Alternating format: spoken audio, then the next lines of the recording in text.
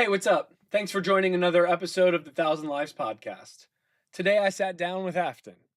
Afton and I have been friends for several years and used to work together.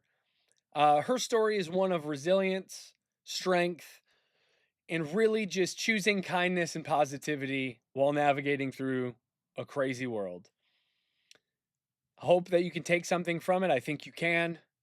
And if you can and you do, consider subscribing. Share this with someone else or someone you think could take something from the episode. Thank you again for joining, and I hope you enjoy.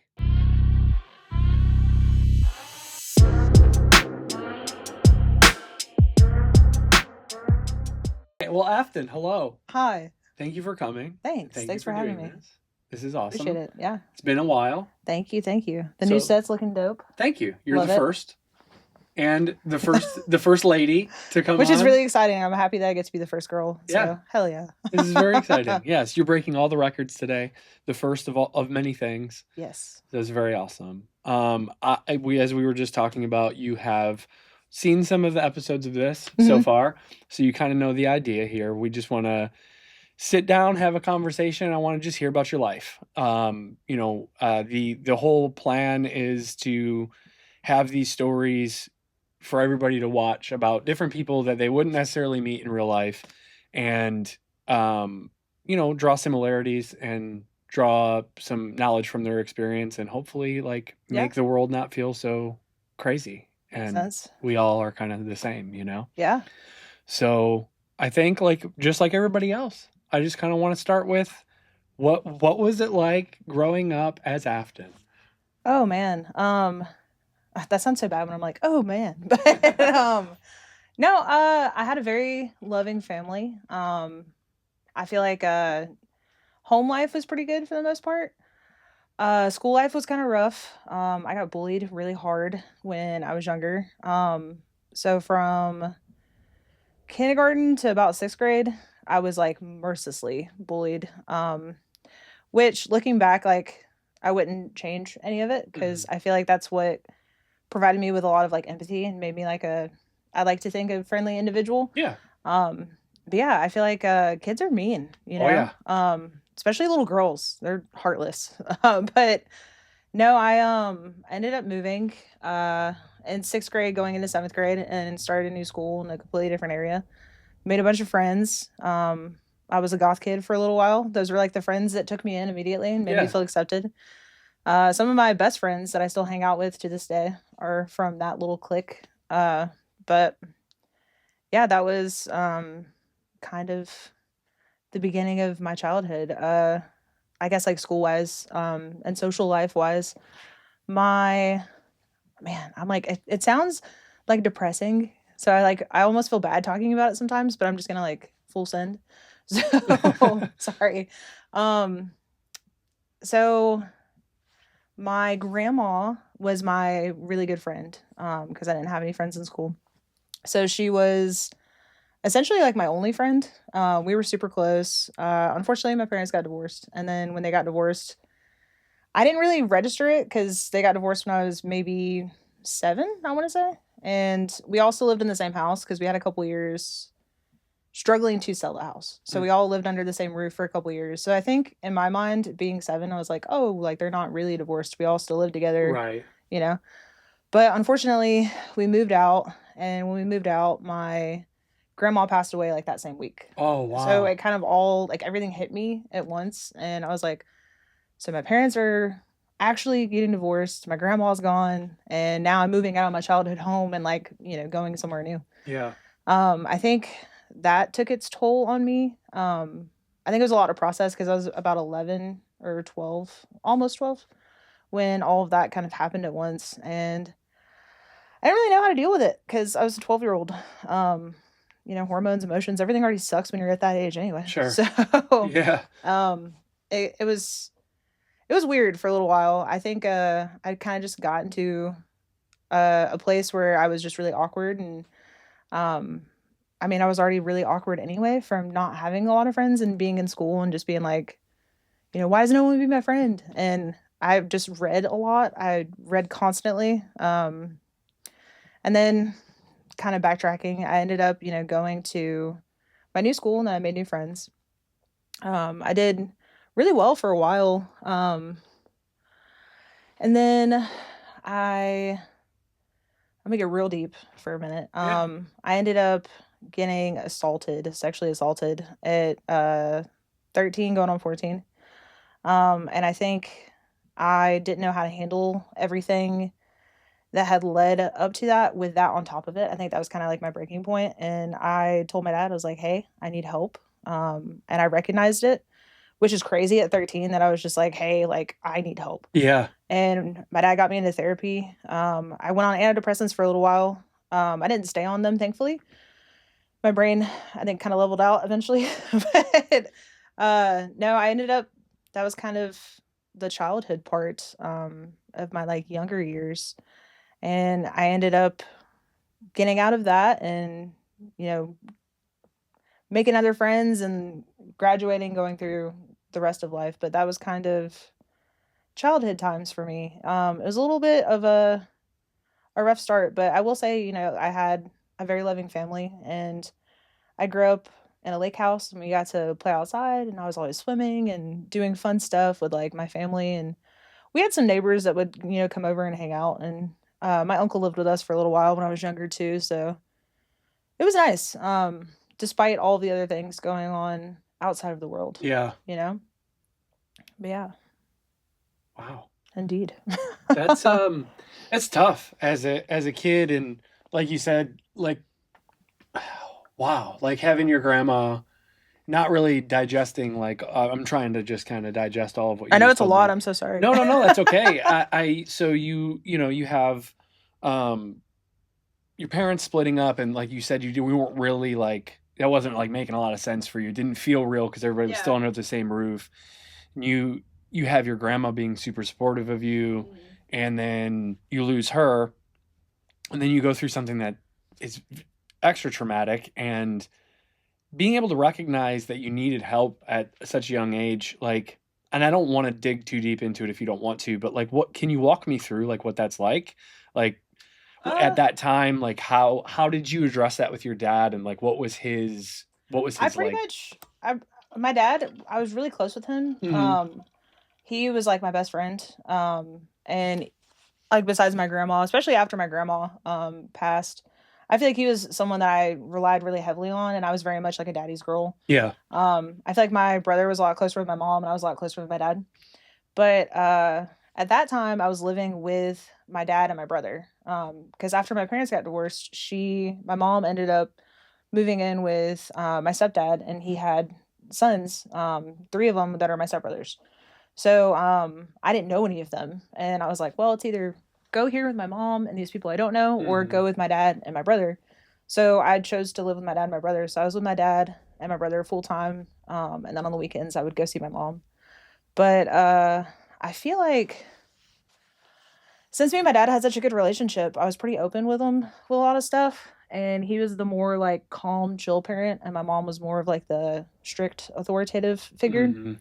So I feel like with my dad, I just broke down to him one day and I was like, hey, like, I just really need help. Like, I'm to the point where I feel like I'm going to kill myself. And my dad was like, all right. And literally the next day was like, you're getting put in therapy immediately. And I wish it's weird. I go back and forth because there are parts of me that wish that I would have told my family about what had happened to me from being sexually assaulted, Mhm. but I ended up not. And I think it was because I didn't want them to hurt. Because I can't imagine, like, I'm not a mom, but I can't imagine being a mom and then like Yeah. finding out that like your child was like hurt by someone else. Sure. Yeah, yeah, Because yeah. I feel like that's the mentality that comes in. It's like, I'm going to murder someone, you know? Mhm. And I just didn't want to cause them that pain. But I think that was kind of like the tipping point for me. And that's when I was like, all right, I really need the help. Um, you know, if I don't get help, like I'm gonna keep spiraling. Yeah. And at the time with my therapist, I remember asking her because I was too smart for my own good. And I remember asking her, hey, if I tell you about like assault, do you have to report it because I'm a minor? She was like, Right. yes. Oh. So we talked about everything else but that one thing. Yeah. Because I didn't want to get back to my parents. And I got older, and as I got older, there were times where I thought about potentially bringing it up and Yeah. like saying something to like my mom, but I ended up not, just because there's a lot of other things going on, which we'll get into later, I'm sure. But yeah, man. Thankfully, like I've processed all of it now. I won't go into like detail about that whole Sure. aspect of it, Yeah. just because that's a lot putting out there. But I will say, like, I'm pretty lucky in a sense that it could have been a lot worse. And that's kind of the mentality that I have. I mean, like, I'm not downplaying it because it's still a terrible thing. Of course. But I also look at it in the perspective of it could have been horrendous. Mm-hmm. And I know other people, unfortunately, other women who have had horrible things happen to them. And I look at their stories and I'm like, I feel like I got off pretty lucky, all things considered. But yeah. Anyway. Yeah. That's I know okay. it's so much. I'm like, I'm getting so heavy so fast. No, But that's okay. I mean, that's, like I said, this is, you never know, and that's like the whole idea here, like I know that again you've watched some of the episodes already and whatever, but for me it's always when I meet someone new and I mhm. have a conversation with them and they give me this whole like, they start diving in. You've known me a while, so like, Yeah. I've been involved in some weird, crazy stuff in my life, and my story is weird, and so they're always like, "Oh, you lived 1,000 lives." I'm like, and Mhm. I thought about and I've heard that so many times. Is where Yeah. the idea came from, but like, You're like Forrest Gump. yeah, right. And like, so, but the reason I thought to do this is because I can't be the only person, right? Yeah. And so, like, everybody's got layers to the onion and like all of that. And like, I've Mhm. known you for a long time. And, full transparency, this is the first time I've seen you in the flesh in a Yeah. long time. Yeah, it's been years. And this is information I didn't know. It's a lot And of stuff. I feel like, sorry, I don't mean to cut you no, off. you're fine. I feel like it's like there are a lot of things I don't really open up too much about. Hmm. And I feel like the a lot of people could look at my story and think that it's really sad. And I think because I'm very empathetic, I don't want to make other people sad and I don't want to bring other people down. Sure. So I try not to put a lot of heavy stuff on other people.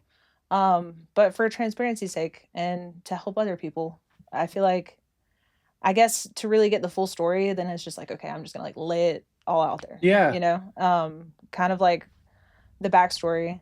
And the other thing is, it kind of sucks because I feel like our brains are wired to where you remember the negative a lot Yeah. more and it impacts you because I know it just stores differently in your brain. And unfortunately, like those are the things that I feel like kind of mold and shape your character. Yeah. It's those like hard times that you go through. And I feel like those are the things that like you can't talk about the full story and not get the good and the bad. Yeah. And I feel like when you see the bad, it's like, okay, I can kind of understand like where they're coming from, or I can kind of understand why they are the way that they are now. Sure. Because I've had crazy things that I've gone through, but I wouldn't change any of it, as crazy as that sounds. Yeah. Just because if I didn't go through those things, I wouldn't be who I am now.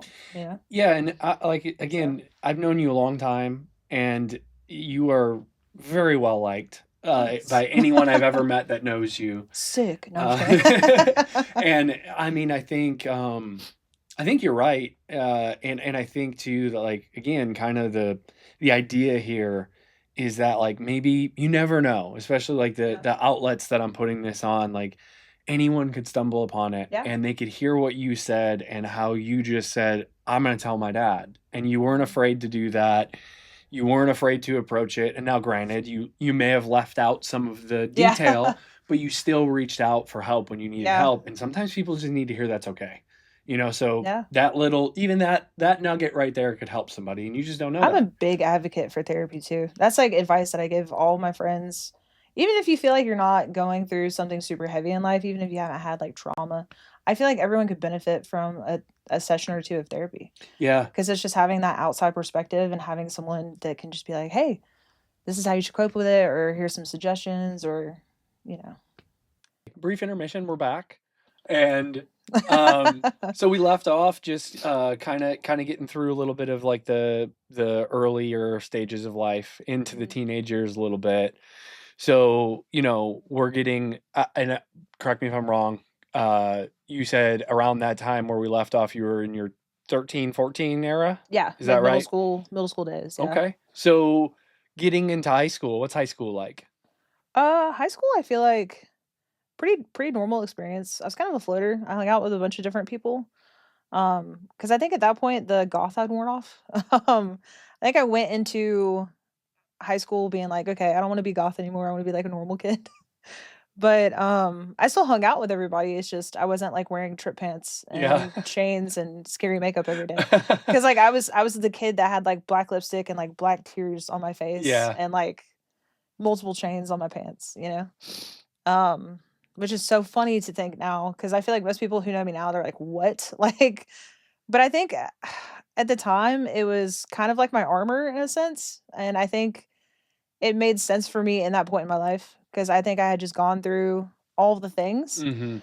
and then I could kind of go into school and people wouldn't mess with me. Sure. And I think it also came from being in a school where I was bullied super hard, and then going to a new school, I'm like, I mean, it's it's funny now because I think about the thought process, but I think, like, at the time, I was like, "Okay, no one's gonna bully me if I look like this," but really, like, people were probably definitely like, "That girl's so fucking weird." You know what I mean? Like, Yeah.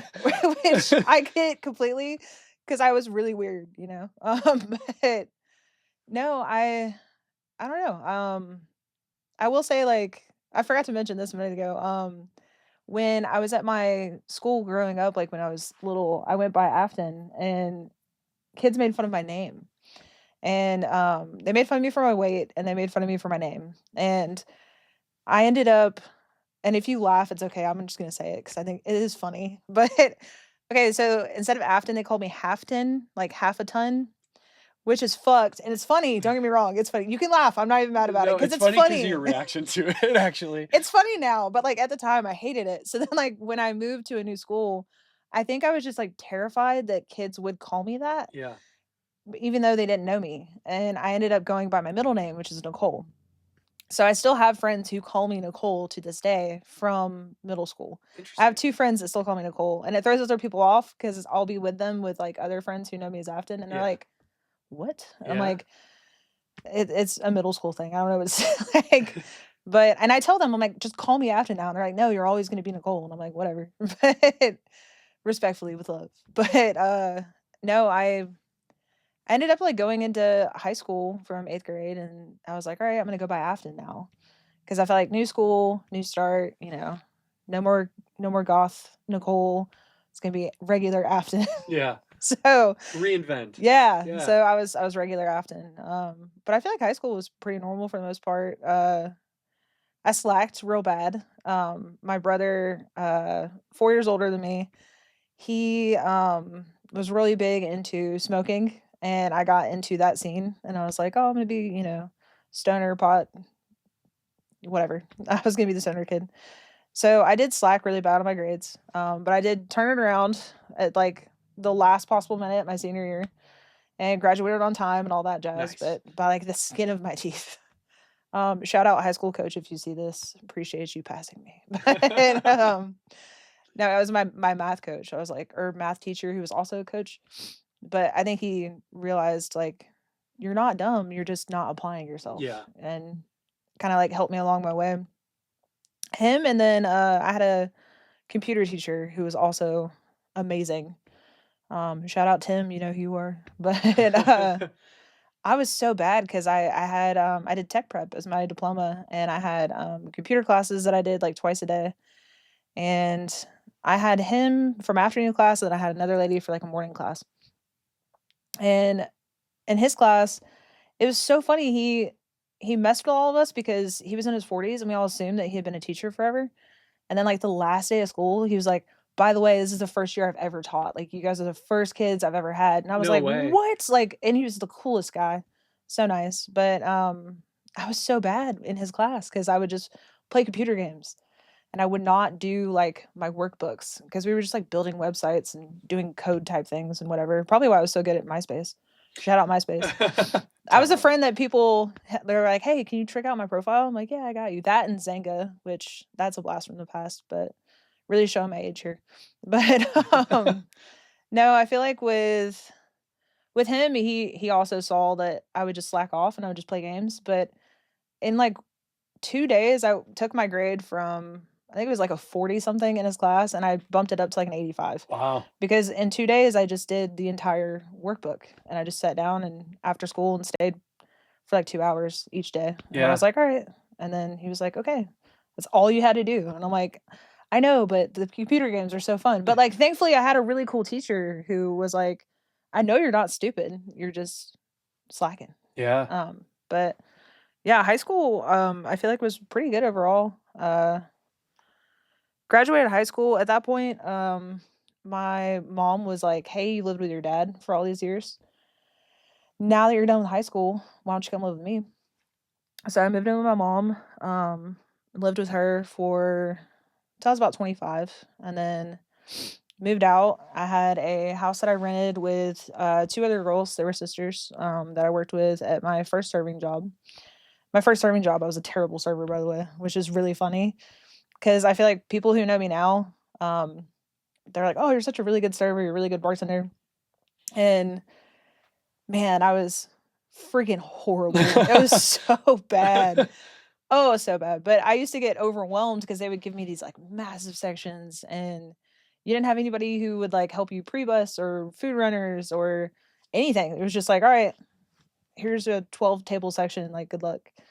You're brand new to this. But Fun. I ended up making really good friends there. And those were my first friends in that side of town where my mom was living because the only people I'd really hung out with up until that point were people I knew from school. Mm-hmm. So then moving to another new town, I was like, crap, I don't know anybody. So I made friends through the jobs that I worked. And that's in Ackworth. So those two girls, I ended up living with them for a year. That was really fun. They're both super sweet. And then moved back in with my mom because at that point I didn't have anybody else that I trusted or really knew that was looking for a roommate. Mm-hmm. And I was also, I guess, just wanted to make sure I had someone who was reliable and pay all the bills on time and everything. But no, so moved back in with her and stayed with her for years. And then after that moved back out and had a roommate for a couple years and then got my own place for a couple years.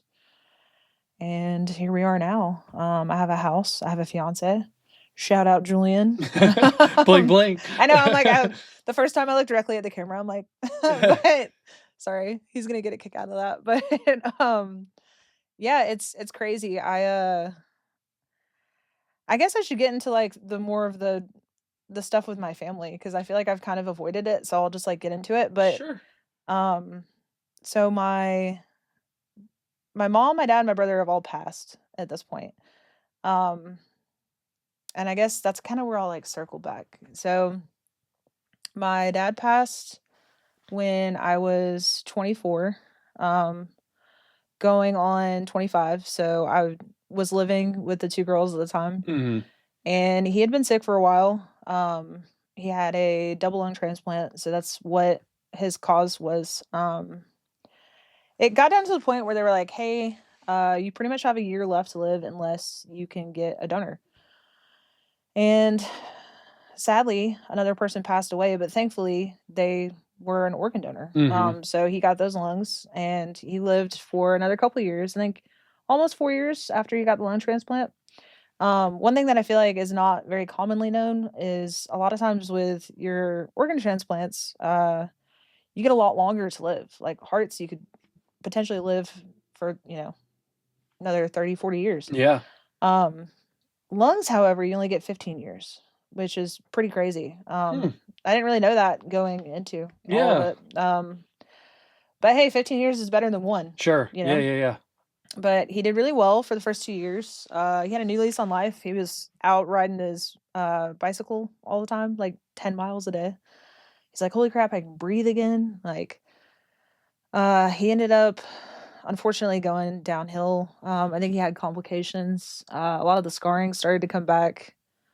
and they kept doing procedures, but it got to the point where he had to go back on oxygen. And one night he went under in his sleep, and he had two different machines because he had oxygen, but I think when he was sleeping, there was another machine he was on that I think pulled the CO2 out while he was sleeping, so his Oh, levels okay. wouldn't get too high. Yeah. And I think that had failed. And by the time they had figured it out, he had been unconscious for too long. Because I think by the time the paramedics and everything showed up, because I wasn't there at the time, I wasn't living with him. Um, but when the paramedics showed up, I think he had been under for like 15 to 20 minutes with Oh, no oxygen. yeah. But regardless of how long you've been out, like they don't exactly know when they show up. What they do essentially is once you get there, they give you that. What they did with him is they call it icing you down, and it's like a blanket, but it's like a plastic blanket that blows cold air on you, and it lowers your body temperature. And they do that to prevent more brain damage from happening. But it makes you extremely cold, and they they did a bunch of different tests on him, but they were like, we're gonna give him a couple days, see if he wakes up. And then I think by day 3, we realized he just wasn't responsive at all. He wasn't waking up, he wasn't coming to. And at that point, he was essentially a vegetable, and we knew that that's no way he wouldn't want to live that way, you know? There was no quality of life there, and they figured it out because they did the MRI scan of his brain, and then they were like, "Yeah, it's massive damage." Mhm. So we ended up letting him go, and I was there, that day, and I got to say goodbye, even though he wasn't conscious, you know, I got to say my goodbyes and everything, but that was really hard. Yeah. That was at that point, the only loss I had dealt with was my grandma, and that was at a pretty early age. So my dad's death, I took that really hard. Yeah. I was pretty sad and pretty down for probably a whole year after that where I was just like really down. Um and at that point I had moved back in with my mom, and I was like, all right, you know, we're good. Uh I started to get back into, you know, doing things and being happy and hanging out and going out with people, and I had started to, you know, process the grief. Mhm. Um, and that was in 2016. And then in 2020, my brother passed away during COVID. And that one was kind of a like freak accident type of deal. Because with my mom and my dad, they were both sick. So like we knew leading up to it. My brother was fine, he was healthy. But he like a little bit of backstory on him. He was very troubled. He was always getting into trouble and doing bad things, and he was the bad kid. Still loved him anyway, but he also just was like DUIs, and he was on drugs really bad when I was younger. Um, like I remember like seeing him when I was like 13 years old, like on meth really bad and like hallucinating and stuff. It was freaking crazy, but Yeah, that's wild. yeah. Um, but he finally turned his life around, and he at this point, you know, 2020, he's in his 30s. He was 34, the same age I am now, and he had a house. He had a good relationship. Like everything was going well. He had a really good job. He was a crane operator, and when you're a crane operator, you can't do drugs. They drug test you. Right. So like even if he wanted to, he wouldn't be able to because he'd lose his job. But he was doing really well for a couple years, and he during COVID, sorry, I'm trying to think. During COVID, he just had this house, he was working on it, he had a lot of work done, older house from 1800s, they had to rip up all the plumbing, very expensive, very stressful.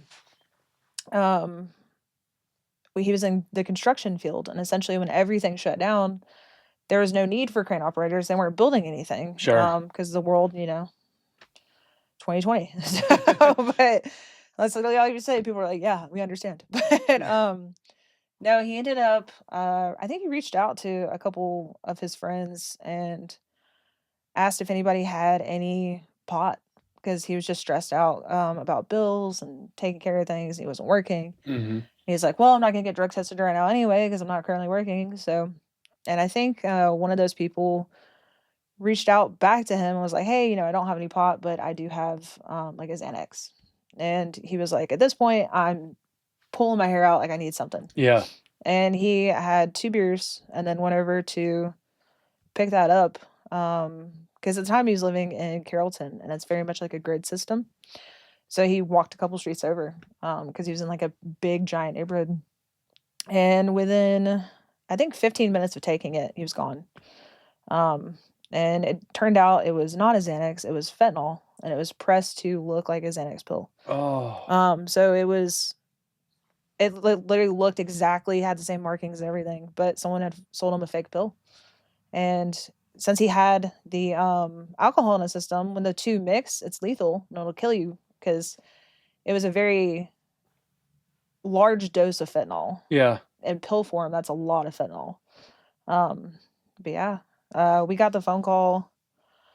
Actually, it's crazy. I remember I was working to goes at the job that you and I worked at, Mm-hmm. and came home that night, and we were working like skeleton crew. It was maybe 5 or 6 people, Yeah. and I was really good and really fast on the computer. So they're like, "Hey, come in, help us do to goes. You can ring up orders." So I'd have like 2 tablets and all that jazz. And I believe it was on a Friday. And we had been super busy because not a lot of places were open. So I ended up not getting off until pretty late. And I think I got home around like 12. And I just remember my mom and my stepdad like in the kitchen, like already there, which was weird because I'm like, it's 12 o'clock. They're usually in bed already. Right. And they were like, we didn't want to call you because we didn't want to, like looking back, they didn't want me driving knowing that. Sure. But they were like, hey, like your brother passed away. And I was like, just in shock. Yeah. It's one of those things you don't expect because he wasn't sick, But I think it just goes to show you how crazy the world is. You just never know. Yeah. Sorry. No, you're fine. So it's wild. Like people die in crazy ways every day. You just, car accident, get hit by lightning, or unfortunately for him, it was somebody sold him fake drugs. Yeah. I think for the most part, I've processed it, but I think I'm still processing that one a little bit.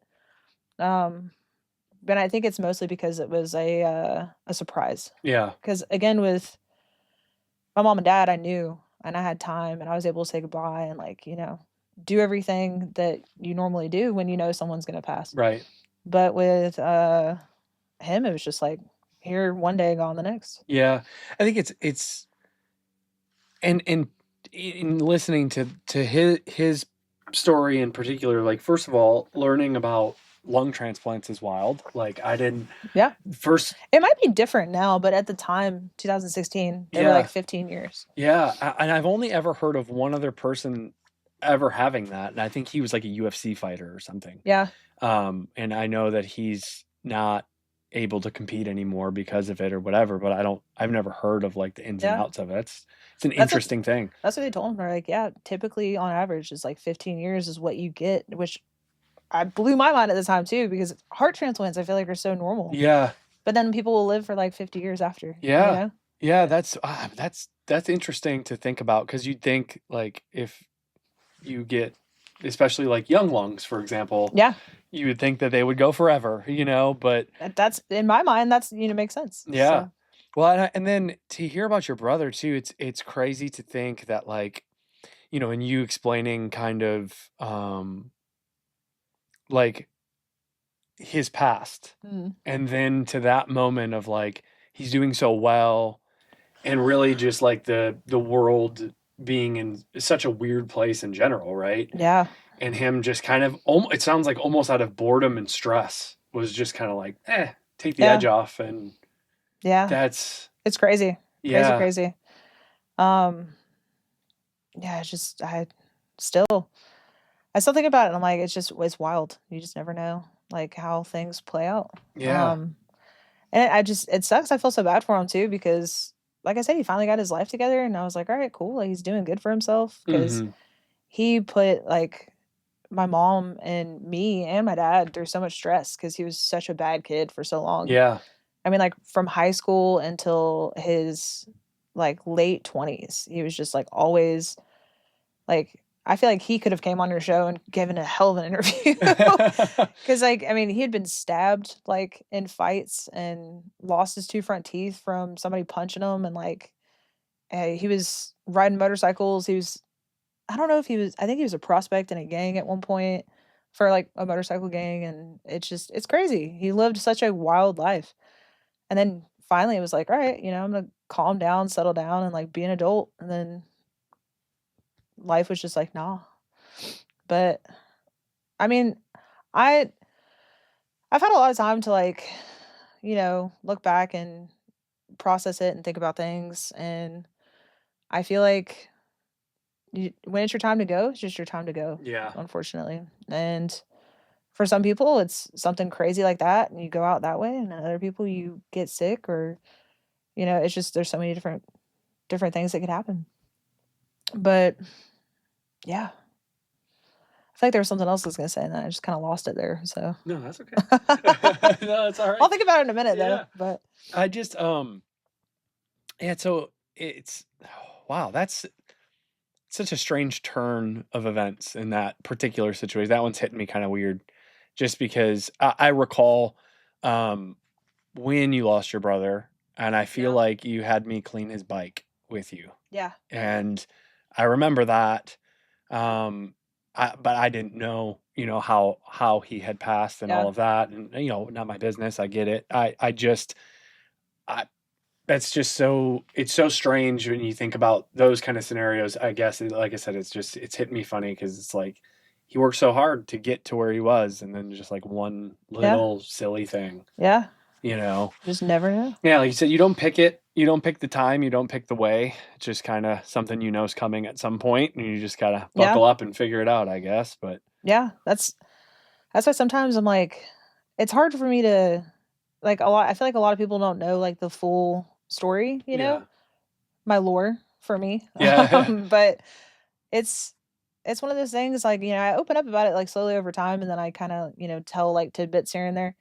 But I can't remember if I was saying this during intermission or not. But I'll say it now so it's on record, I guess. But I feel like it's just I am very empathetic and I don't want other people to feel like sorrow or pity for me. Um, because I've processed it and I've dealt with it yeah, and it's unfortunate because do I wish my family was here? Yes. And do I still love them and miss them terribly? All of those things, yes. But I also know that, it's a circle of life. Everybody dies eventually. yeah, Um, and I could dwell on it and I could let it ruin my life and I could just be miserable and depressed, or I can continue living and have a positive, happy outlook on the rest of my life, because that's what they would want. yeah, And I fully believe that. And it's not just like, and I know it sounds kind of cliche because I feel like a lot of people say that whenever someone dies. It's like, they'd want you to keep living on and be happy. But sure, genuinely, I feel like it's very true yeah, because, I knew them and I knew they would want me to be happy and make a life for myself. And I feel like that's what I've been doing. Um, but yeah, I guess we'll segue into my mom. So brother passed away. That was really rough. I think my mom, it hit her a lot harder, because that was her child. And during COVID, she couldn't get any appointments. So she couldn't like for her doctors and stuff, everything was mhm, closed, backed up for months. So she missed her annual exam for her screening for her mammogram. And she ended up finally being able to get in. Because my brother passed away in April of that year. She got in September. And then when she went in September, she found out that she had breast cancer. And she was originally stage 2 is what they diagnosed her, but they were like, we need to do more tests and figure out, where it's at, how extensive, all that jazz. And then they ended up upgrading her to stage 4 pretty quickly. And stage 4 is essentially where it's in your bones. mm, And it's considered, terminal when it's in your bones, depending on, how severe and where it's at in your bones and how much it's spread. And unfortunately, in her case, it was everywhere. So she had it like in her skull, her hips, her spine. I think in different bones in her legs and arms. So she pretty much just had it everywhere. And I think it's crazy to say because I know science doesn't work that way, but I feel like a lot of it I feel like was brought on or maybe even made potentially worse from the stress of her losing my brother. Yeah. I feel like that maybe accelerated things for her. I feel so bad for her because I mean I was hurting too, but like I can't even imagine being a mom and losing your child, you Yeah. know? And then finding out 6 months later you have cancer. And the type of cancer she had, because there's so many different kinds of breast cancer, it's crazy because there's double positive, double negative, plus positive, and there's just different variations. And I learned a lot about it because I didn't really know. I just assumed like you hear breast cancer, and you just think it's like one type of cancer. Right. Yeah. But her specific type, there was a couple different ways that they could treat it. And essentially they just kept giving her different types of chemo. And you do your chemo until it doesn't work anymore and then they put you on a new one. And each new one they give you, they don't really last as long as the first one. So like Okay. your first one, you might get lucky, you go like 6 months and you don't have any issues or complications. But then your next one only lasts for like 5 months. And then your Oh, next one's like 4 months. And it just kind of keeps going down from there. Um, interesting. mhm. That's how it was for her type of breast cancer. Yeah. And her doctor was like, these are the options that we have. We have about 7 different treatments for you. So once we get down to that last one, you know, at that point, we don't have any other options for you. Um, but from 2020 to 2024, she battled with cancer. The first like 2 years, a year and a half, weren't too bad on her. She, at least if it was, she hit it very well. And I think she definitely, especially towards the end, hid a lot of it from her family. She was very private and didn't talk about it. So a lot of her friends and people that she knew, she didn't want them to know. So she just kept it a secret. And I knew, my stepdad knew, and my aunt knew. And I think other than that, there wasn't very many other people who knew. Yeah. But I think that was her not wanting people to worry about her. Yeah.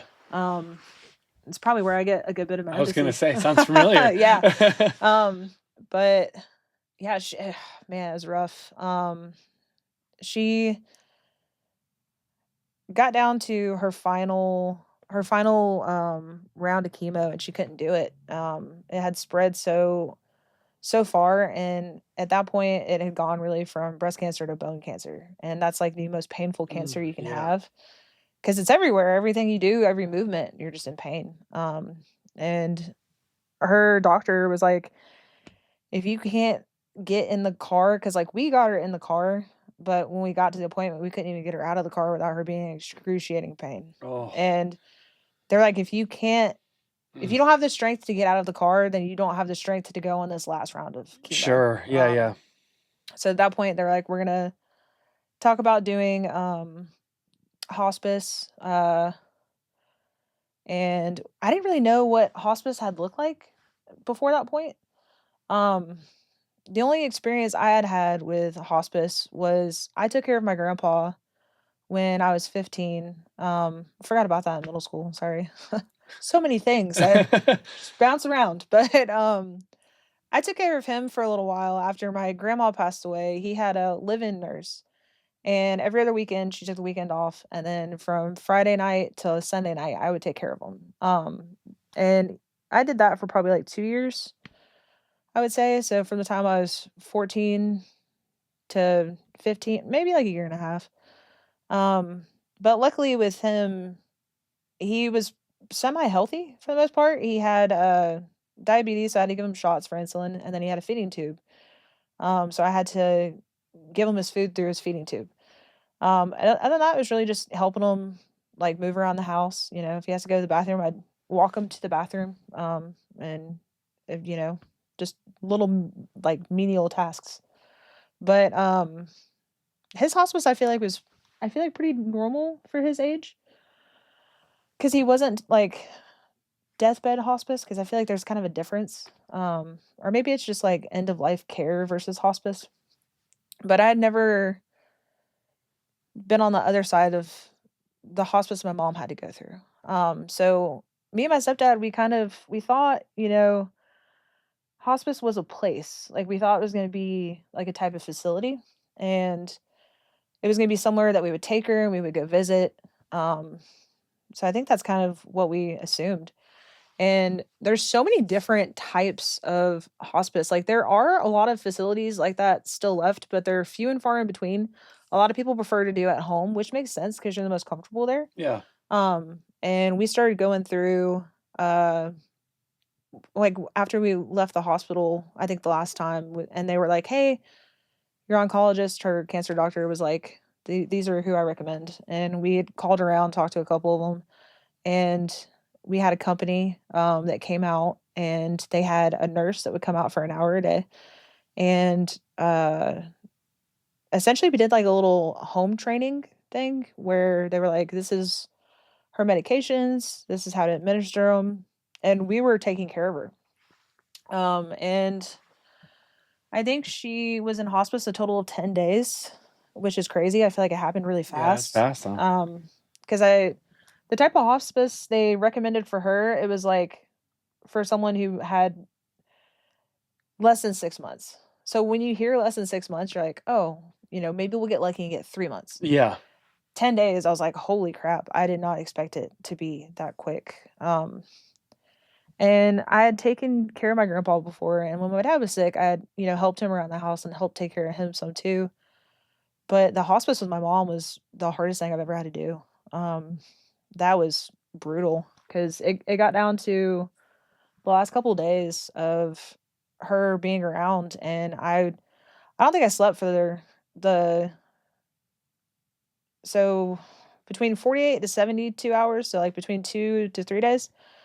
I think I had maybe 2 2-hour naps, Mm. but I was terrified that I was going to miss her medications. Yeah. And I had to write everything down, and she would take this pill every 2 hours, this pill every 4 hours, and another pill another 2 hours, but I'd have to alternate them from the other one that was 2 hours. So it was like three different types of medication that were rotating. And the first couple days she was coherent and awake, and she was in a lot of pain, but she was still there. And then it got down to the last couple days, and unfortunately, when someone's really close to passing, they start to lose their ability to swallow. Yeah. So she couldn't swallow her pain pills anymore. So they had warned us and told us, thankfully the hospice nurses gave us like the rundown, Yeah. to kind of mentally prepare. It was like, hey, when that happens, we're going to switch over to liquid morphine, and that way she won't be in pain. But what they don't tell you is liquid morphine like knocks you out. Like at that point, you're unconscious for it's as rough as it sounds. I feel like after we started liquid morphine, she was pretty much no longer there. And I think it's, oh, I don't know. I'm trying to like explain it, but I mean, once she was on that, I feel like the dose was so high, you can't really wake up and you're not able to talk anymore.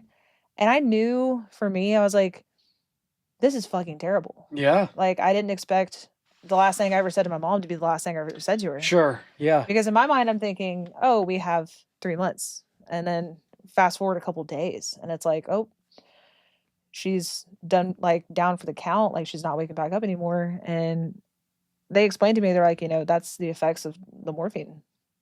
But I also knew, and I had to tell myself that if she was selfishly, I wanted to be able to talk to her again, but I also knew that her being unconscious meant that she wasn't in pain. Yeah. And that's what I wanted. I was like, I don't want her to suffer anymore. I know she wasn't ready to go. I know she wanted to be around a lot longer, I mean, I don't think anyone's really ready to go. I don't think anyone is like, oh, I have cancer, I'm gonna die soon, I'm ready. And Yeah. I mean, there are people out there I feel like who make their peace with it, but I also feel like at the same time, you still want to be around. You still want to watch your family and your friends and, experience life. But, thankfully, when she was conscious, I had told her and explained to her that, I'm going to be okay. My stepdad's going to be okay. Like, you can let go. Like, don't hold on for us. Like, we're going to be all right, Yeah. And I think because of the death that I had already dealt with leading up to that, it made me able to go through that with her. Um, but I will say with her, it was brutal, man, because just seeing her in that state and some of the stuff that I had to do, like while she was those last couple days, was just really rough. Because when you're out like that, like you fall asleep and your mouth's just open, Yeah. and like having to like swab her mouth and stuff like that, like those are the types of things that are just like burned forever in my mind. But I did it happily because I feel like it's kind of the circle of life. Your parents take care of you when you're little, but I feel like what you should do is take care of them when they're older. Yeah. Like she changed my diapers when I couldn't. So I feel like that's the least I could do. Yeah. Um, but yeah, that was rough. She passed very peacefully though. And same with my dad in the hospital. I mean, he at that point he was, I feel like, probably didn't realize what was going on, Right. Right. And same with my mom. I feel like she didn't realize what was going on. Probably high as a kite on morphine. So she went out, I feel like in a peaceful way. Because I mean, it could be a lot worse. I'd rather go out like that than, in a car accident or a fire or drown. I feel like there's so many other worse ways to die. But I feel like she went really peacefully, and yeah. That was in 2024. So it's been a year and some change since. And since that, I was working like to get off the heavy things. Like, and see, no, I'm just kidding. So I'm like, and let's go to the other things. So since that, again, like I said earlier, I don't like to dwell. I feel like this is not healthy, and she'd be pissed. I feel like my dad, my brother, they'd all be mad. They'd be like, "Why are you dwelling? Go live your life. Be happy." And since then, I was working. The last job I was working at, I was working a lot. I was working probably, oh man, I don't even know how many hours. I was working 6 days a week and just constantly in it. And I ended up leaving that job, and I told myself I wanted to do my own business. So I started my own business, um, the Velvet Sip Mobile Bar. Hey. Easy plug. No, but, no, I'm still in the process of starting it, so it's not fully off the ground yet. I just moved, so have a house, with Julian. Shout out again, and we got engaged recently, and I feel like life has been really good. I met Julian right after my mom passed away. And I actually hesitated telling him that I had just lost my mom. Yeah. I actually met him at my best friend's wedding, Naomi. I was her maid of honor. And Julian was Ben's really good friend from childhood. He was like his childhood best friend. Really? Yeah. Oh, that's cool. Yeah. So we ended up meeting at their wedding. Never met him before, which is crazy. But it makes sense though, because we talked about how many times we were in the same area and like probably ran into each other or were like in the same group just at different times. And I fully believe in like red string theory that like you meet that person when it's like your time to meet that person. Because Yeah. I feel like there's so many times we could have met before, we just never did. But it worked because if I would have met him when he was younger and I was younger, we wouldn't have worked because we were both in other relationships. So like we wouldn't have even looked at each other, Yeah. But no, he was single and I was single, and I saw this guy in a black suit with a nice beard, and I was like, "Damn, that's a good looking dude." And I'm a beard girl, and Yeah, he yeah. has a really nice beard. Keeps up with it, trims it. It's great. He's probably loving this right now. But no, I saw him across the parking lot. It was funny because the like bridal party, we went and did like photos and stuff like Yeah. after the ceremony, and the reception was way later. I think there was like an hour break in between, or maybe 2 hours, I can't remember. But all the girls, and I think the guys too. I can't remember if they had a separate area. Either way, we were on a bus and they were like unloading us, and I saw him across the parking lot, and it was just funny because there was no one else around. It was just like Just a him beard. walking up, yeah, just a beard, just floating in the distance. Yeah. But it was just, I just saw him walking up the stairs, and I just was like, oh, like that's a pretty cute guy, you know. And then later on in the night, I was so focused on trying to be a good maid of honor, and I was like trying to do my duties, you know, and talk to Nelly, see if she needed anything. I'm like, let me go check with vendors, you know, handle any issues. I'm like, whatever you need, like I'm your person, you know. So ran around and I waited to get drunk because I was like, I have a maid of honor speech. Yeah. And I don't want to be sloppy. So I was Yeah. like, I will drink like maybe a drink or two, but like I'm gonna wait. And then as soon as that speech is over, I'm gonna drink. And I did my speech. And then as soon as it was over, I walked up and Andy was sitting at a table.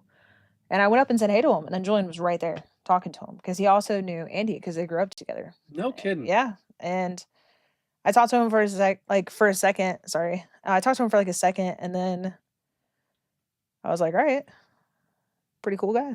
And then later on in the evening, after everyone's pretty good and drunk, Ben and Ailey were talking, and I was also pretty drunk. And I had finally gotten that level of liquid courage that I was like, all right, Yeah. let me go talk to this guy. Yeah. You know, Where's 'cause the beard? normally I would not, you know. Normally I'd probably be too shy. But they had these like little flashing necklace party favor type things, and he was wearing one, and I was like, this is my in. I don't know why. I just thought it was like so ballsy for that. So like I walked up to him and I was like, where'd you get this? And I was Oh. like, this is how I talk to him, you know? And he was like, oh, they're like right over there. And I was like, oh, cool. But so awkward. And then Bit and Nelly, I think I think I had asked her, I was like, what do you know about this guy? Like, do you know anything about him? And then I think she had asked Ben, and then Ben was like, oh my God, Julian's the best guy ever. And I was like, whoa there. Yeah. But they were also like kind of drunk, and then I was kind of drunk. So, but then like Julian was like right there, and then they were like shipping it so hard in front of both of us. And I was like, so then Julian was like, can you just put your number in my phone and like we'll just like we're good. And I was like, guys, calm down. You're making it weird. Yeah. Like, so then he texted me that night, and then we hung out a bunch, and we went on our first date and went and played pool because I was like, I need to see if this guy's any good. I also enjoy playing pool. I'm sure as you know. Yes. So I was like, let's see if how he handles a pool game. Because I feel like for me, that's a really good gauge of someone's character. Because I feel like some guys, they are sore losers. And then I'm like, that's not fun, you know? Like I hate when someone's a big baby because I'm a girl and I beat him at pool. And it's like, really? But then I feel like other times they're really cool, you know, or they're like want to learn, or like, you know, they're kind about it. And he did all the right things. So I was like, all right, like this, you know, this is going well. Cause we got coffee first. And I was like, if coffee goes well, then we'll go play Then there pool. will be pool. Yes. And he made it to pool. So our second date was Creed. Like the band? Yeah. Oh, interesting. Okay. I had planned it for a long time. And I was like, I'm going to get really drunk and just scream with arms wide open because that's what you do for Creed. That's you know? right. Yeah. I probably sound like such a redneck right now, but I just really wanted to do it. I was like, that just sounds like a really fun time. And I told him, I was like, hey, I have an extra ticket if you want to go. He was like, all right. And then I think we both got pretty turned up for Creed. And then we talked for a couple hours afterwards in the parking lot, and we were just like waiting for all the traffic to die out and everything. And we got to know each other really well. And I was like, all right, like let's talk about all the really deep stuff and get it all out of the way. Yeah. I was like, what are your values? You know, are you religious? Like, you know, are you political? And do you want kids? Like because I was like, I don't want to waste each other's time. Yeah, sure. And figure this out a year Good later. for you. You know? Yeah. So, and I told him everything, and then he looked at me and he was like, oh my God, you're perfect. And I was like, whoa. But it was really sweet, you know? But yeah, we literally were hanging out every weekend and everything since. And then long story short, probably 8 months into our relationship, I came across a house on Facebook and wasn't really looking and he wasn't really looking, but we knew that we were serious and we were going to live together at some point. I just assumed it was going to be when my lease ended. Yeah, sure. But it was my dream house. And I actually knew the guy selling it from high school. Oh, so it was like actually your dream house. Yeah. Well, I Wow. mean, like I knew him from high school. I hadn't talked to him in years, and it just came up on my Facebook feed because he had tagged his wife in it. Or no, I'm sorry, she posted it and tagged him in it. So then it came up on my feed, Gotcha. and I was like, "Holy crap, that's like beautiful." It's got a big wraparound porch, and it's just really pretty. And I was like, "That's really what I want." Because I told him I was like, "I only want 3 things. I want a basement because tornadoes. Yes. I need shelter." And then I said I wanted a really big porch and that had wraparound, so I was Yeah. like, double bonus. And then I wanted at least half an acre because I wanted a garden. And that house had all of it and already had an established garden in the backyard. And I was like, oh my God, this is amazing. So I jokingly was like, sent it to him and I was like, I mean, I'll break my lease like right now. And he was like, I mean, I'm down. I was like, wait, no, for real? Like, he was like, yeah. He's like, it's a really cool house. And I was like, okay. And then 3 months later, we had a house and we moved in. And that was before we even hit the 1 year mark, which is nuts. I don't normally move that fast. Well, sometimes when you know, you know. Yeah. And I Yeah. feel like that's what it was. And then a couple months ago, we got engaged. And we've been in the house for about 4 months. So yeah, just big things happening. It's awesome. Yeah, I feel like even though I've gone through a lot of the like trauma of like, loss and everything, I haven't let it hold me back from living life, Yeah.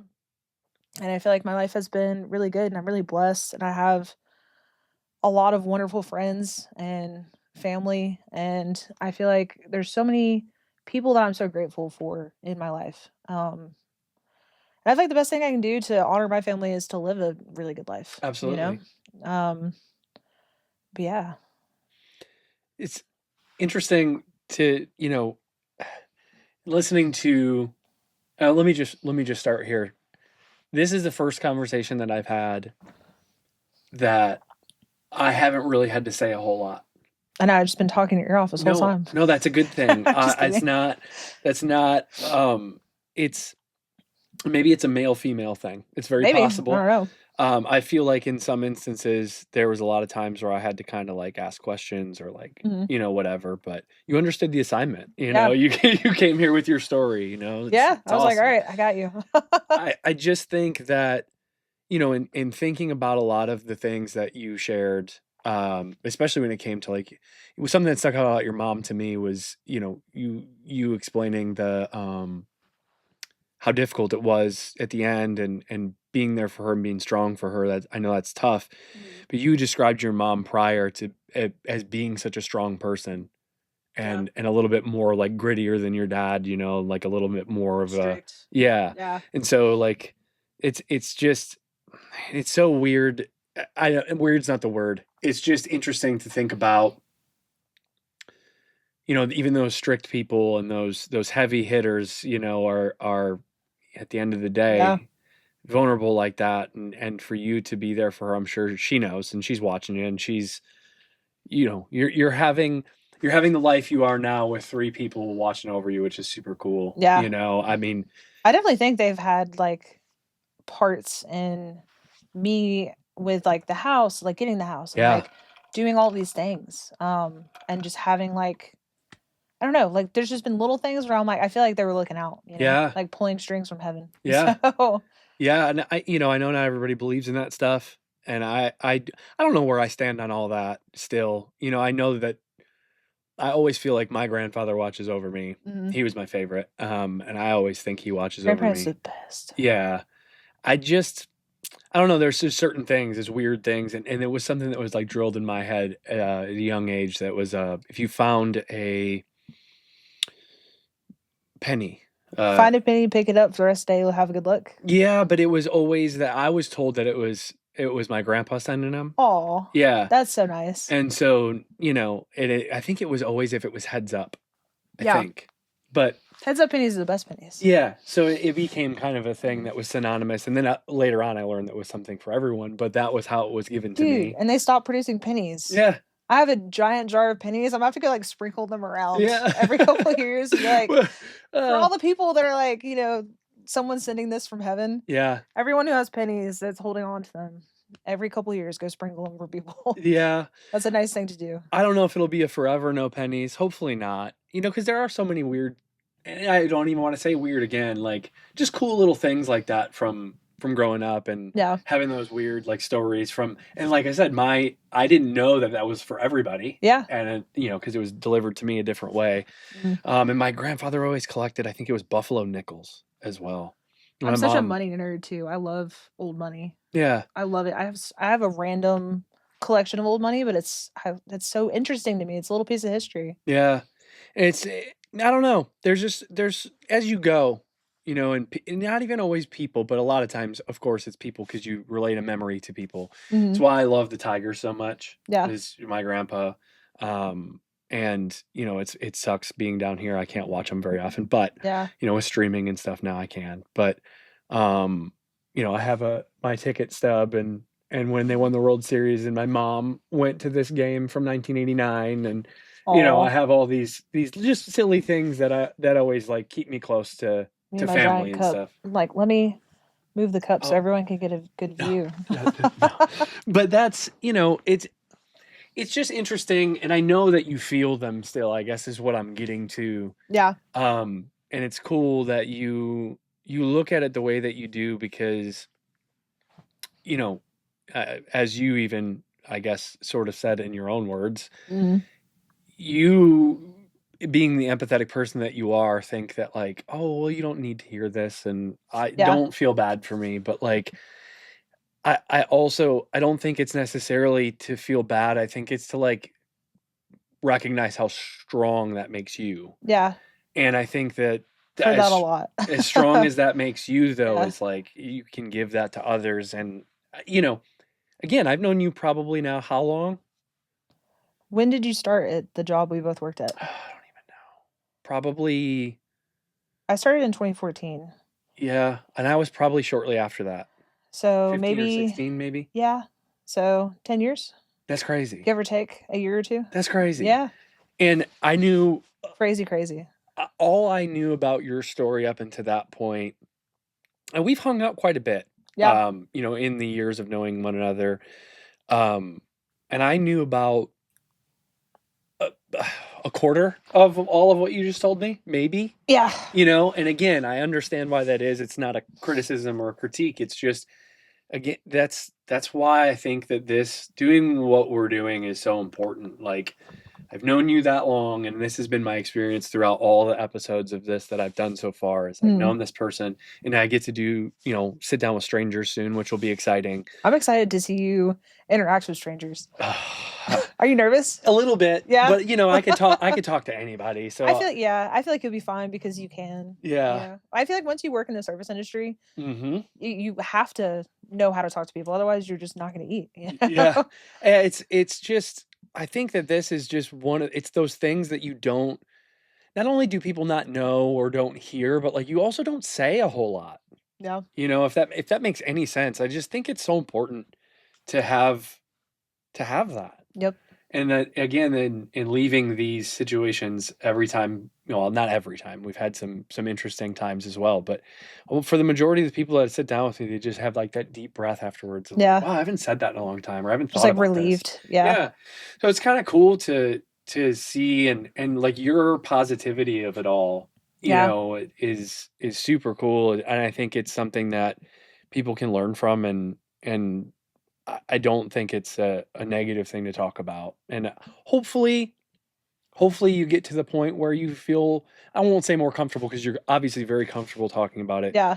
But where you can kind of share the strength as opposed to looking at it from like oh, well, I don't want you to feel like this for me because I know that's how you're going to go, you know?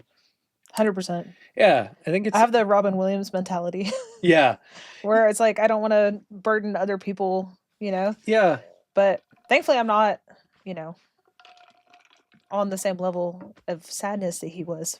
yeah. But you get what I'm saying, like the comparison I'm trying to Sure, make. yeah. I mean, and it's okay to be sad, and Yeah, it's okay to be happy after being 100%. sad, and it's okay. I'm so glad that you've taken your experience and spun it into such a beautiful thing. Because, like, at the end of the day, like, just listening to you talk about Julian, I haven't met him. I'm looking very much forward to meeting him at some point, Yeah. and it's cool to know he knows Ben and I know Ben, like, so that's cool too. Um, it's just it's crazy how things work out, isn't it? Such a And small world, it You is. just never know who's in your backyard. I also want to mention something that struck me as funny in your conversation was your high school experience and you saying that you kind of slacked. Mhm. And me knowing you as long as I have and knowing how you operate, I'm like, How? detail oriented Afton, like everything has to be I perfect didn't Afton. used to be this way. I Yeah. used to be, I mean, but that was also in my, like, pot smoking days. So, I Pause. I think that's why. Yeah. And then, I grew up and then I was like, "Okay." And now I just have the mentality of, if I'm gonna do something, I wanna do it right, Yeah. And I feel like every job I've worked, I just try to make everything as efficient as possible and do very detailed work, and I can't help but, like, I that's just how I've always worked, Yeah. And I've always had this mentality of, like, work as much as you can, and, I mean, since I was 19, I've had, either 2 jobs at the same time or work 6 days a week, and, it's been nice having the last, like, year and some change off.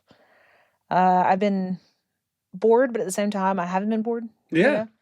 know? I think with dealing with, like, my mom and everything else, I think I just needed that time to just, like, decompress and breathe Feel like and just, like, reset a little bit. reset. Yeah, Yeah. and I feel like that helped me tremendously get to the point where I'm at today, and I was fortunate enough that I could take that time off, because I know not everybody has that luxury, but thankfully, my my mom and my family looked out for me, and when your family members die, they drop their loot and you pick it up.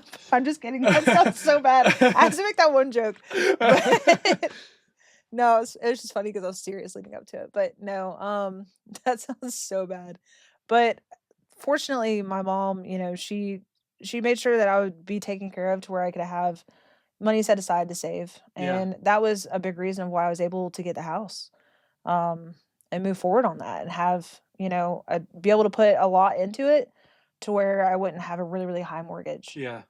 Because we're still paying it off, but thankfully because of that, I was able to make those steps and then have the time off that I've had. Um, but I have the other thing I completely forgot to mention earlier too. The other thing that I've been doing to kind of like also honor my mom's memory is I took over her antique booth.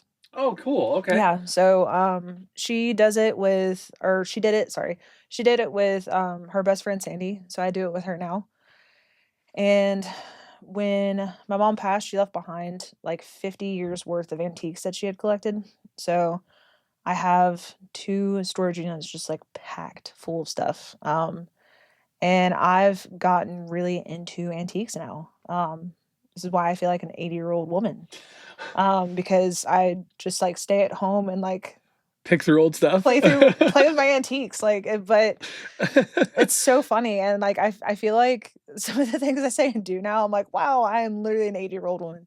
But, no, I feel like it's been fun. It's actually been really fun because I feel like, she would always show me things that she'd bring home, and there'd be some stuff I'd be like, "Oh, that's cool," but I wasn't ever, like, really into it, and I've always appreciated history. I always that was my favorite subject in school. So it was neat learning about things because there's still stuff that comes up that I'm like, "I have no idea what this is," and thank God for Sandy because she'll be like, "Oh, I know exactly what that is. We Yeah. had one in my kitchen in the '60s," and I'm like, "Great, I had no because they don't make them now, so, like, I Right. had no idea?" I'm sure Sandy loves it too, Yeah, hanging out with she's a you. wealth of knowledge. Yeah. Um, but I've been doing that too, so that's also been, like, my other thing that, like, even though I've been off of work, I've still been kind of like doing that and kind of managing her estate through the antiques stuff. And then I guess just working on the mobile bar, but I've also just been focused on like moving too. So that's kind of been the priority, is getting my office set up and then all that jazz. And then once I do that, it's full force with the bar. And I'll still do the antiques and the antique booth on the side, but yeah, that's also been really fun too. Um, I feel like I've been learning a lot as well, and it's made me more passionate about antiques than I was before. But I think it's just because of the history side of it. Yeah. I feel like just learning about like random things from 100 years ago that Yeah. still exist today. It's like, wow, didn't even know this was a thing. Um, I also really like blue and white stuff. So my mom did save a lot of blue and white things for me, which is great. And she knew I liked it. So anytime she'd find anything blue and white, she'd be like, "Hey, I bought this. Like, do you want it?" And I'd be like, "You have to stop giving me things." Because she would have like 4 new pieces every time I go to see her. And I'm like, I'm running out of counter space. Like, I have nowhere left to put the stuff. But yeah, it's crazy because now I have literally all of the blue and white things that she ever bought. Yeah. But I've picked out all my favorite pieces, and I'm still going through the units too. It's crazy. I still have probably, oh, quick math. Again, I'm not the best, as we know from high school earlier, but I have probably, if I had to guess, probably 120 boxes of stuff I haven't even opened. That's Wow. just there. It's like a treasure hunt every day. And I try to go by my antique booth once a week. And I drop stuff off, and then I try to hit the storage unit the same day. And then I'll go pick up another box, go through it, sort, pick out stuff. Some of it's broken, unfortunately, but moving and all that jazz. Um, but yeah, crazy stuff, man. It's cool too because the antique thing is like it's a history of things that used to be like you said, like, oh, this is this thing from 100 years ago or whatever. Yeah, But it's also kind of cool because it's like a little bit of a piece of your mom too. Like she picked it out for a reason, and so like you could kind of figure out like yeah. why that is I and feel like what. there's stuff I see and I'm like, she got this for herself Yeah, because I know her style. And there's other things where I'm like, yeah, she just bought it to flip it. But it's been fun. that's really neat. I forgot to mention that earlier, so I was like, let me throw that out there too. Where's the booth? It is in Marietta, Queen of Hearts on Sandy Plains Road. I'm gonna come So check it out. yeah, come get some stuff. Yeah, Come check out the storage units. Shoot, yeah, I'd love to. I'd love all to kinds of come things in there. see it. I'm not big on antiques, and I will say like recently I've come to appreciate some old stuff. Yeah. I Kenzie's grandfather passed and she took his knife sharpener, Oh, that's neat. and it's the coolest little thing, Yep. and it's And so you'll probably keep simple. it forever. Yeah. It'll probably last for like another 100 years. Yeah. Because I feel like back then things were built to last. Yeah. Nowadays, It's not as much. and it's so simple. Yeah. It's so simple, but it works. Mm-hmm. And yeah, that like really kind of hit me funny. And then also the fact that like certain things that were around when we were kids are like getting close to antique level. Yes. So like, They technically are yeah, now. yeah, 25 years. If it's yeah. older than 25 years, it's your vintage. Well, I'm very vintage. um, but Same, buddy, same. Don't feel yeah, bad. Don't feel it, bad. it's just I think that that's kind of probably the natural progression of how antiques work too, right? Like Yeah. people that enjoy the things from when they were younger or whatever, and then like the younger folks that get into that. So like that I feel makes like a sense. lot of it now too is like, I feel like the younger generation that's antiquing, it's a lot of like sustainability. And a lot of people are like, I don't want to buy like decor that everyone else has. Like, Sure. I want to get something like different and unique that's you can't find at like Target. Hmm. And like having like that item that's like, okay, I know that it'll last, Yeah, versus like buying a $5 something to and it's a use, throwaway and piece. yeah, and Yeah, then you use it for a year and then it's done. But like antiques, it's like, oh, this was like made out of wood and metal, and versus like something plastic. yeah, And that's what I like. I feel like for me, I really like the blue and white stuff, and I finally calmed down on my blue and white things because I have a lot of them. And I feel like I've pretty much completed my collection. Like, I say that, and then every couple months I'll find like one amazing thing. Um, and I feel like that's kind of how I am now. I've pretty much filled up like all the blue and white things. My heart is happy. But brass stuff I freaking love. And then like any like wood, like just interesting like dark woods. Those are the type of things I feel like catch my eye now. And I feel like those are the type of things that also sell really well. Because I feel like other people see those and are like, "Oh, like little brass animals." I mean, they're gonna last for hundreds of years. Yeah. They're gonna outlive me, my kids, my kids' kids, you know? It's like a solid chunk of metal. Like, it's not going anywhere. But it's also cool because I feel like that's stuff you pass down Yeah. and just keep it going through the family. And it's hard. I feel like nowadays to get stuff like that, you pay a lot of money, you know, to get something that's like really quality made that you know you can like keep as an heirloom. Mm-hmm. But I feel like the stuff that's around now, it's like, okay, well, it's already lasted 100 years. So it's already proven the test of time. But yeah, it's been fun. I do enjoy it. Google Lens has been my best friend I bet. because starting out, I had no idea how to price anything. I Mm-hmm. would just constantly text Sandy or call her and be like, how much should I list? How much should I list this for? You know, what do these go for? I have no idea. And then somebody was like, dude, use Google Lens. And I was like, oh my God, how did I not know about this sooner? I just discovered Google Lens It's great. like a year ago. Yeah, I didn't even know it was a thing. Same. And I use it for everything now. It's Yeah. great. I'm like, oh, cool. I can pull up like 8 other listings. So like I know what to price it. It's crazy. Like one of the things I found, random sidebar, in my unit, I was actually my friend Bailey came and helped me one day and was kind of going through boxes. And I was like, explain it to your Google Lens. And I was like, yeah, I just look stuff up and then that helps me with pricing. She was like, how do you price some of this stuff? And I was like, look, for example, let's just like scan this ashtray. And it was this square ashtray. It's probably like that big. Probably like that thick. So it's a cigar ashtray. Oh, okay. And it's from the 70s. And I would look at it and I would be like, oh, it's probably $20, you know? We use Google Lens. They go for like $700 online. Holy smokes. Yeah, because apparently it was some type of artist did it or something. I have to pull it back up again because it's been so long since I've looked at it. And like those are the type of items that I'm like, I probably won't be successful in the booth, but I think that's where like eBay would come into play. Sure. Because I feel like someone has to be looking for like that specific one.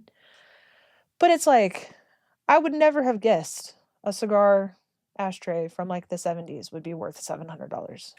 That's wild. No way. No way. Yeah. But I guess it's just the way the artist did it, the glaze, they're collectible. Yeah, it's probably rare too. Yeah. Yeah. But every now and then I come across like things like that just like blow me away. I'm like, damn, I had no idea. And then other things, I'm like, this is junk. You know? I'd imagine too with Google Lens, it's not even always the price. It's probably like, what even is this? It does help with like describing things Yeah. too. Because sometimes I will find stuff and I have no idea. Because we're antiques, but we're not that antique yet. Yeah, you correct. know. So like, there's certain things I've seen. I'm a baby like, antique at this point. Yeah. So. A pre-antique. Yeah. Well, yeah, that's neat. I definitely want to come check that out and see what you got going on. And I think you would definitely have a lot of success on eBay too. I know there's like collectors. That's one thing about humans. We're gonna collect. We're gonna collect something. Everybody collects something. Yep, you and the shoes, man. I know. Your shoe collection. Yeah. It's kind of a problem. But it's me with blue and white, so I get it. Yeah. I get it. I can't stop. Oh, actually I have stopped quite a bit. I won't. I've pumped the brakes. Yeah. Once we moved, there just wasn't like really room for them. So like, understandable. It's fine. Yeah, I can imagine. You would have to have a whole nother room just for shoes. Yeah, I mean, technically I have one at this point. I just haven't set it up that way because we want to have a guest room and like. Gotcha. But who visits? You know what I mean? Like it's fine.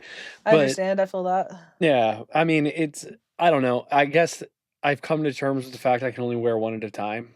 So like, what? Yeah. But meanwhile, I call my Vans my play shoes. They're dirty right now, but they're my play shoes because I slip them on and I run. Just run around outside. Like, who has time for laces? Yeah, right. I gotta get moving. I get my play shoes. So I call them. I'm like, oh, let me put on my play shoes and like go out in the world. But yeah. Well, so I mean, I feel like we got a good idea of where you've been and the myrrh.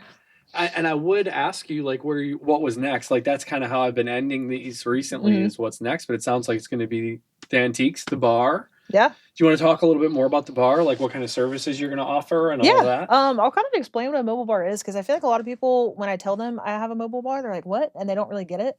But essentially, with a mobile bar, it's kind of like having a bartender, but they do everything. Um, so if you say are having an event at your house, you would hire a private bartender to come work it, but you would have to figure out how much alcohol you need. You'd have to get garnishes and cups and ice and straws and you know, plan everything. But essentially with a mobile bar, they take care of all of that for you.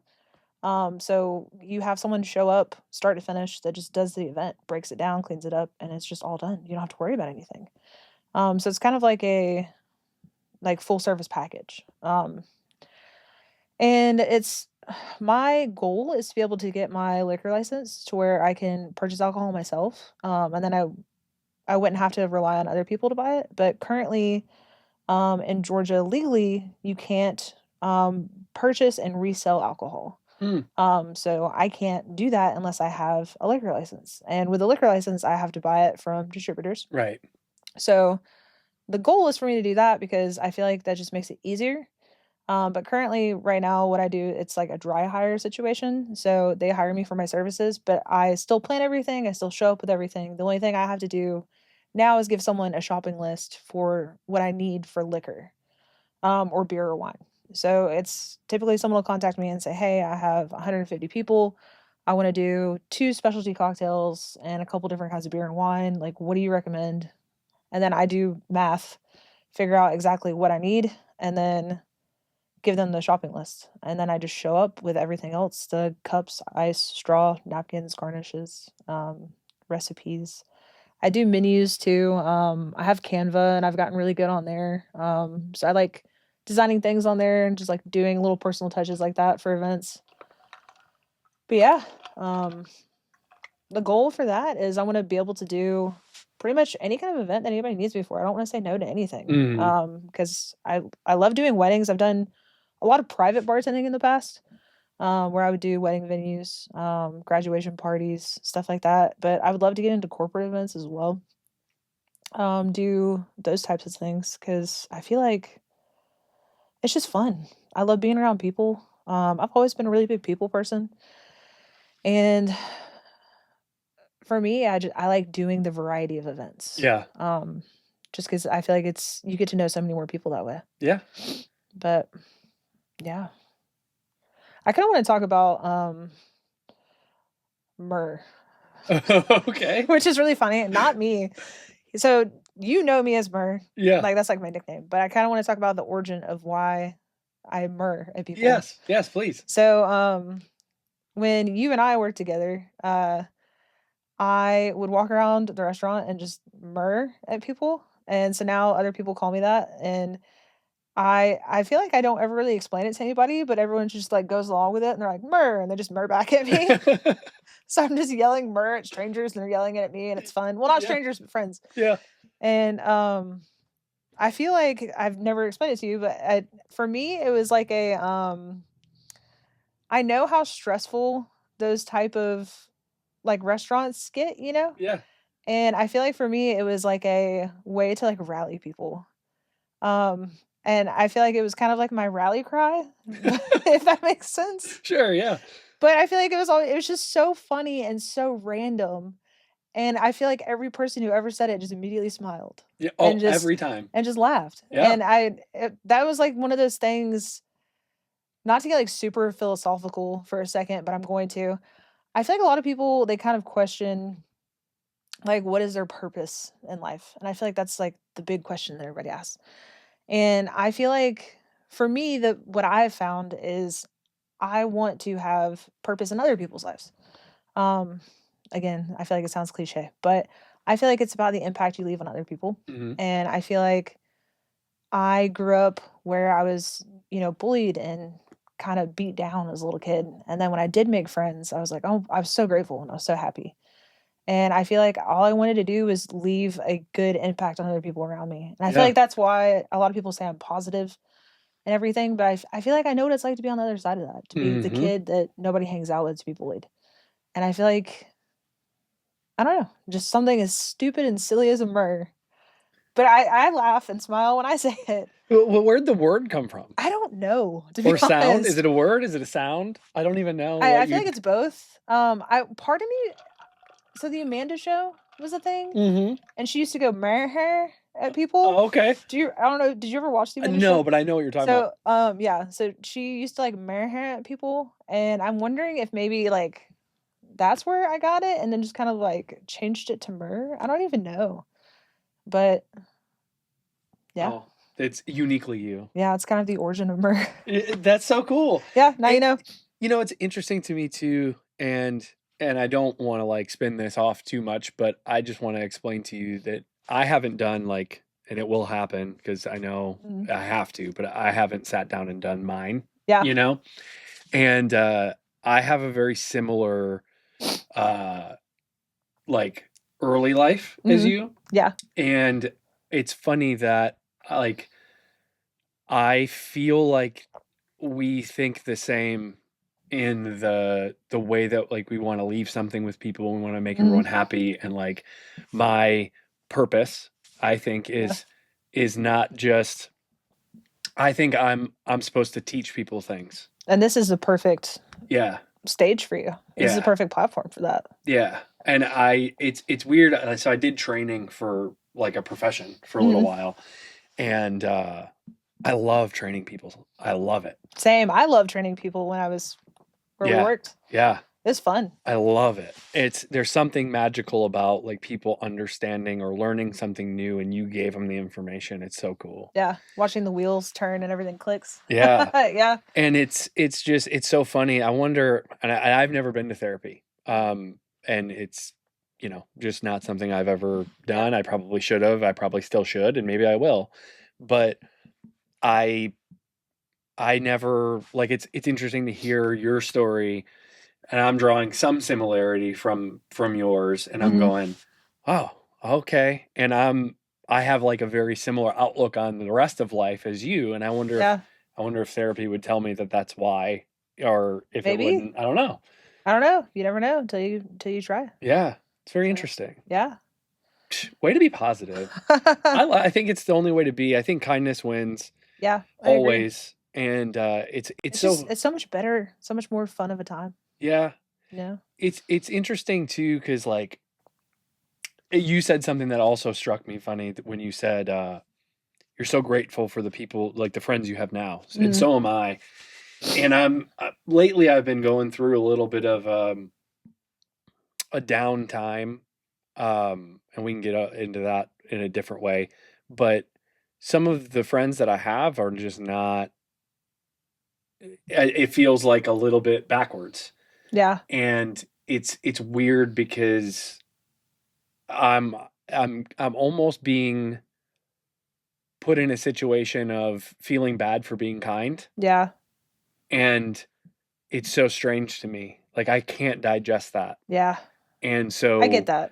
I felt that before too. yeah, it's very weird, and it's tough to deal with, but I still think that kindness and positivity will always be the best way to handle anything. Yeah. And it's funny, I'm sure it's funny for you to hear me say that after some of the things and the conversations and the actions that I've had in front of you, because I can be a little hot-headed. I've definitely calmed down a lot. See, I feel like I've always known you as like a happy, positive, like funny dude. But I feel like people who are really authentic and genuine, it's like that's like the highest vibration that people can read off of you Mhm. is like authenticity. And I feel like real recognize real, you know? So I Yeah, feel like whenever I've seen you, like we've always had like really happy, positive like interactions. yeah, And like every time I've come up to you, it's like, what's up? Or like, like, hey Mer, but I feel like because I'm happy, it would make you happy and vice versa. Like, yeah. even if I was like having a crappy day, I'd like see you like at work and you'd be like, what's up, Mer? And like it just I don't know, it just made me I feel like the interactions that I've had with you have been pretty good. Don't get me wrong, I'm sure, you've had your times when you've been angry and stuff, but like I feel like it was very rare for me to see that side of you, Yeah. you know? Well, and I think also it's Like, some super rare. well, it's Maybe, some like, once or twice ever. yeah, but, like, we were also in a very high stressed environment all the time, For and I sure. think that that's something that brings that out, and then, some people you meet in that situation and they think you're a specific way, Yeah. but then you don't spend the time with them outside, which we have done. So Yeah. like that's maybe different. But yeah, it's I don't know. I like being an antique, man. I like my antique era. Same. I'm really enjoying it. I don't like Golden leaving. years. Yeah. I don't want to leave my house. Like I love my house. I love my life and my situation. I like to like a riveting night of petting the dog and like watching a movie sounds It's the fantastic. simple things, man. And I Yeah. feel like you don't appreciate them as much when you're younger, but the older you get, it's like, "Oh, man, I really love just, like, chilling at my house," you know? Yeah. And, like, don't get me wrong, I still love going out and doing things with my friends, but, like, I feel like you don't really enjoy those things as much when you're younger, because I feel like when you're younger, it's just like you're go, go, go, and you wanna go do all the things, and you're trying to go to the next party or the next bar, or, who's doing what this weekend, and I feel like there I don't know, but there's a beauty in the age, like, there's beauty in slowing down and aging, you Yeah. know? Like, and I feel like it's when you really calm down, come into your own, and then you just that wisdom kicks in, and it's like, I really appreciate these things. Like, whether it's gardening or, cooking a meal or just like simple things like that. So I feel you on that. Yeah. I don't know. I had some friends recently visit just after New Year's. And these fellows are even more antique than you and I. So Yeah. they probably got a maybe 10 years more patina than us, Mm, something like that. And they came and visited. We played golf a bunch, which was really fun, and just having them here was awesome. nice. But they wanted to go out one night, and I haven't been out Yeah. like in That was me this years. past weekend. And Continue though. I'm sorry. we went and karaoke. Yeah. We had a blast. It was a lot of fun. Mm. The bar itself was smoke friendly, which was Aw. terrible because Yeah. like Because then you reek of smoke after. and it just like kills your throat. Yeah. But I had a great time. Hmm. I have not seen 1 a.m. or 2 a.m. in forever. Yeah. The next day, and I'll be honest, I didn't really even indulge too much, Yeah. but it was rough. Yep. I was like, I It cannot hits believe different. I stayed up so late. Yep. And like normally I'm a 5 a.m. riser. So Yeah. I'm like, oh my God, I normally would be getting up in like 2 Yeah. hours. What am I Dang. doing? No, I feel you on that. That was me this past weekend. Friday. Because today is Sunday. Yeah. So I spent yesterday being a potato. Literally like the entire day. I blacked out on Friday. Oh no. And I haven't blacked out in years. Like probably I don't even know if I've like I could probably say from drinking, may have blacked out like twice in my life. And Friday night was the first time I drank in forever because I did dry January. It was really good. I've never done that before, but I've kind of gradually just slowly slowed my drinking. It's part of your antique era. Yeah. Mhm. And my fiance does it every January. And I was like, you know what, I'll do it with you this year. Because I didn't do it last year, but I was still drinking and, living life, I guess. But yeah, I did it. And then Friday I went out with some friends. And it was funny because my my buddy I went out with, we had talked and we're like, yeah, we're not gonna go hard tonight. Like we're gonna be chill. We're only gonna go out for like a couple hours and then Famous we're gonna last words. go back out. Like we're gonna go to my house and just like watch movies and chill. Because she had to Mm-hmm. work the next day. Mm. Poor girl. She was serving Saturday and she had like the party section. And I was like, I don't know how you made it through. I would have died in her shoes nowadays. Because I was violently hungover. I wasn't throwing up, thankfully, but I literally just did not want to move off my couch. Yeah. And ate some Chinese food and yeah, it's pretty much cured me. And I'm almost back to normal now, like 95% there. But it takes a lot longer to recover, Yeah. And it's so funny because where I messed up, I drank like 3 drinks really quickly, Mm-hmm. like within a span of like 30 minutes. And then it just all hit me at once. And I think in total I had like 4 or 5 drinks for the entire night, but it's just those 3 because one of them was a double. and they just went straight to the dome. And Yeah. then I blacked out for like probably 3 hours. Thankfully, I'm a happy drunk and I'm just like funny. So my friends were telling me everything the next day. And I was like, oh man. At some point I had Sharpie on my forehead. Just walked into a bar. I was like, hey, can I have another drink? With Sharpie on my forehead. Oh no. Yeah. Oh, so funny. But I don't drink like that anymore. So it Yeah. just hit me completely differently. Like now when I do drink, it's like maybe once a week. And even then I'm such a lightweight that like 2 drinks max. I'm good, you know? Yeah. And then like the one time I go tear it up on the town, I get my friend's son Sharpie on my forehead. Then we go to the next bar and I'm just like, hey, just like acting like it's normal, like I don't have like but like when you black out, you just do stuff like that, you know. I guess at least I guess I do. Oh But no. Uh, no, thankfully I've been told like I'm a happy and fun drunk, yeah. which thank God. Because can you imagine if I was just like this normally and then I was just like a really aggressive, angry drunk? Just like raged and was like really mean, like Jekyll and Hyde. Yeah. That would be crazy. But thankfully, no, I'm funny and like I just get giddy. And I'm a mom. I'm like such a mom when I get really drunk. I just like take care of everyone around Yeah. me. Who needs food? Yeah, I'm ordering pizza. I'm like, all right, who can I feed? Like, do you guys need blankets? Like, I'll tuck you in. You need some Tums, some Alka-Seltzer? Like, I got you. But Yeah. yeah, I don't know. I reserve alcohol now for like special occasions. yeah, For the most part, every now and then it'll be like a random time too, but I feel like you. I went almost an entire year without touching it at all. And for me, it was never really like a big, huge deal. Mm, So like that was fine.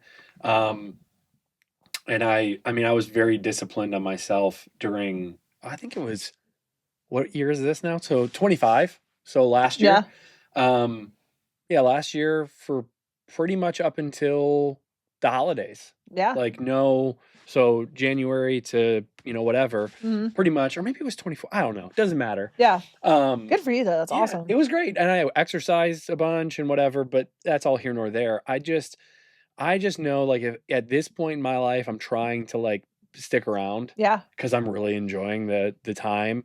And I like to play golf and I like to not have a moment where like I sneeze and then I'm down for 4 to 6 weeks, yep. because like I strained something. Tweak your back and then you just can't get off the floor. Yeah. Yeah, So I'm just trying to kind of just, like be a little bit more cautious and a little bit more smart. And yeah, the wife to be doesn't really drink very often, if at all. yeah. So like that makes it pretty easy too. There's no like pressure to do It's it. good that you guys have the similar lifestyle when it comes to drinking because I Yeah. feel like it's hard if you are with someone who just like drinks like constantly Yeah. versus like, if you don't, Yeah.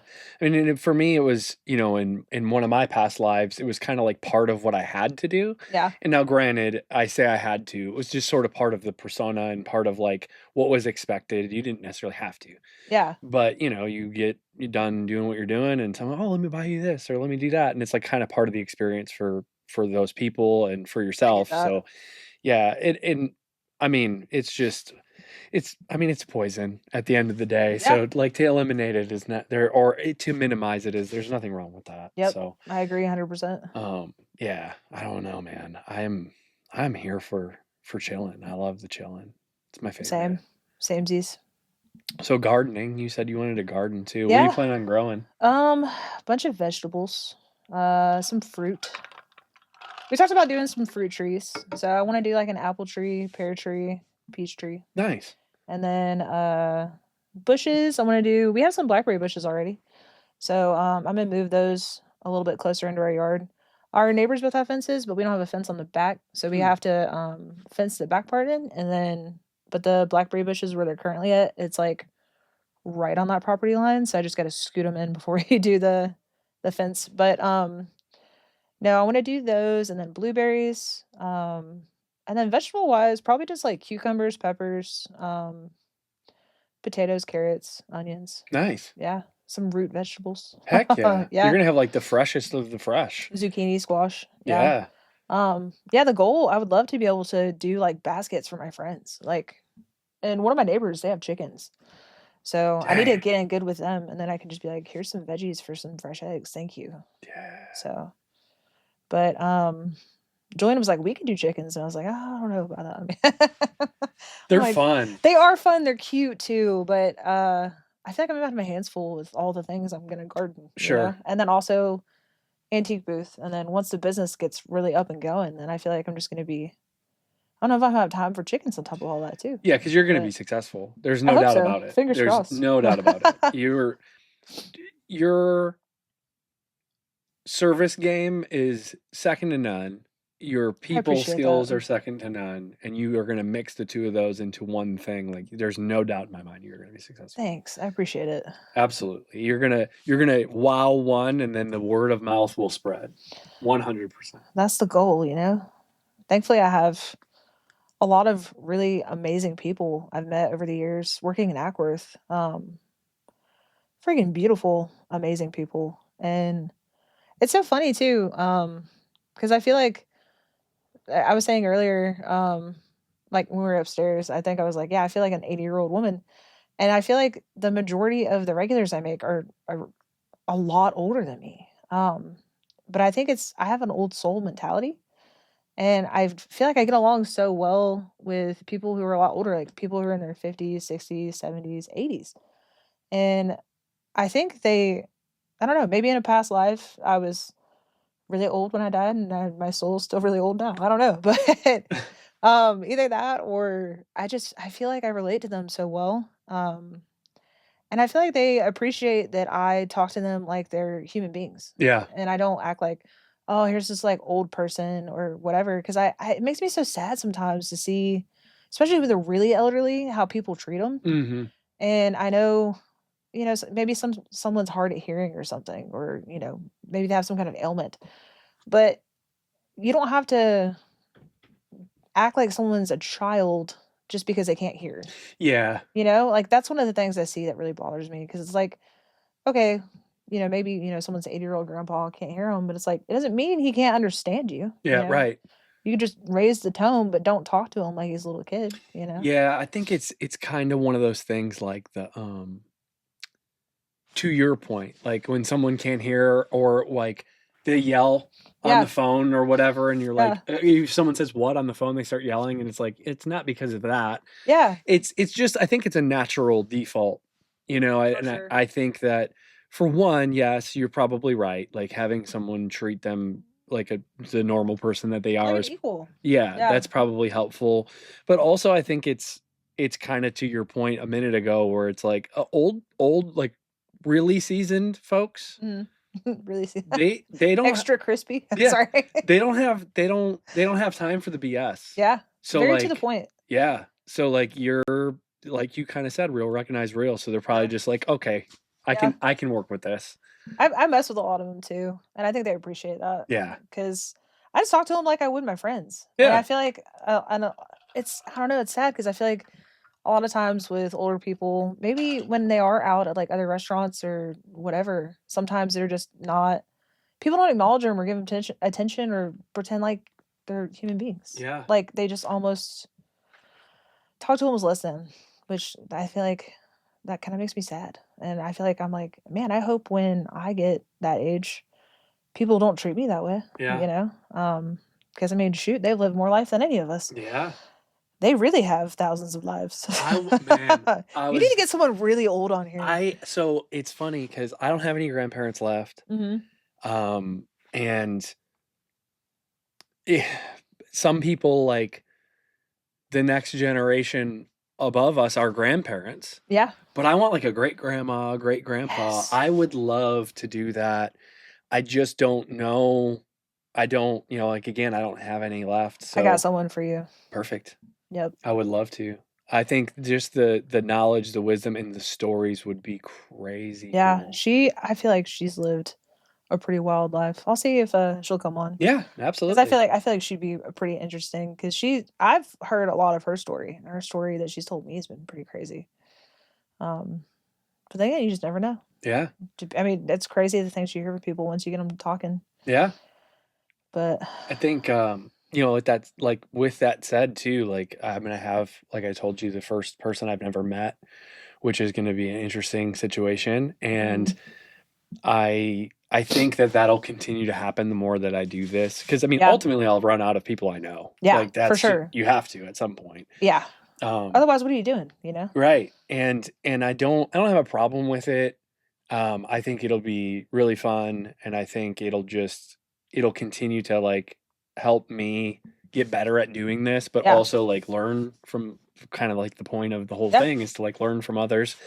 And yeah, I'm looking forward to the first one. I and hopefully many after that. And I think like the first one's like a referral, kind of like what you were like, oh, I have somebody like, Yeah. and I think that's kind of how it'll start. And then hopefully at some point people just ask to do it, Yeah. which would be cool. There you go. But Either that, or if you find somebody really cool in the grocery store, be like, hey. I've thought about it. The only reservation I have at this point with that is that I film in the house. Oh yeah, yeah, understandable. Yeah. When you blow up and get super famous and have a massive studio, then you can just invite strangers over. Yeah. I mean, hopefully that's all the things you said would be, of course, a huge, awesome blessing. But like, I just want to have a space that's not where I lay my head, Yep. because No, I get that. The world's crazy. You never know what people are gonna do. yeah. And I like, felt I wouldn't invite a stranger into my house either. yeah, As nice as I am, I still know better. So yeah. So with the referrals, it's different, because it's like almost not somebody that like vouches for you, but kinda, yeah, you know what I mean? So it makes it a little bit easier. And then there's also that like, if somebody refers somebody and they want to come with them, yeah, so it's like smoother for both people, both parties, makes sense. then that's fine too. But yeah, at some point I'll have at least like a little space that's dedicated just for this and not, There you at, go. the house. But You'll get there. I have faith. thanks. Yeah. I really do think you will. Yeah, we'll Because I think see. your podcast is cool enough and unique enough, and I think it'll reach enough people that I feel like it will end up getting to the point where you're gonna have so many guests on.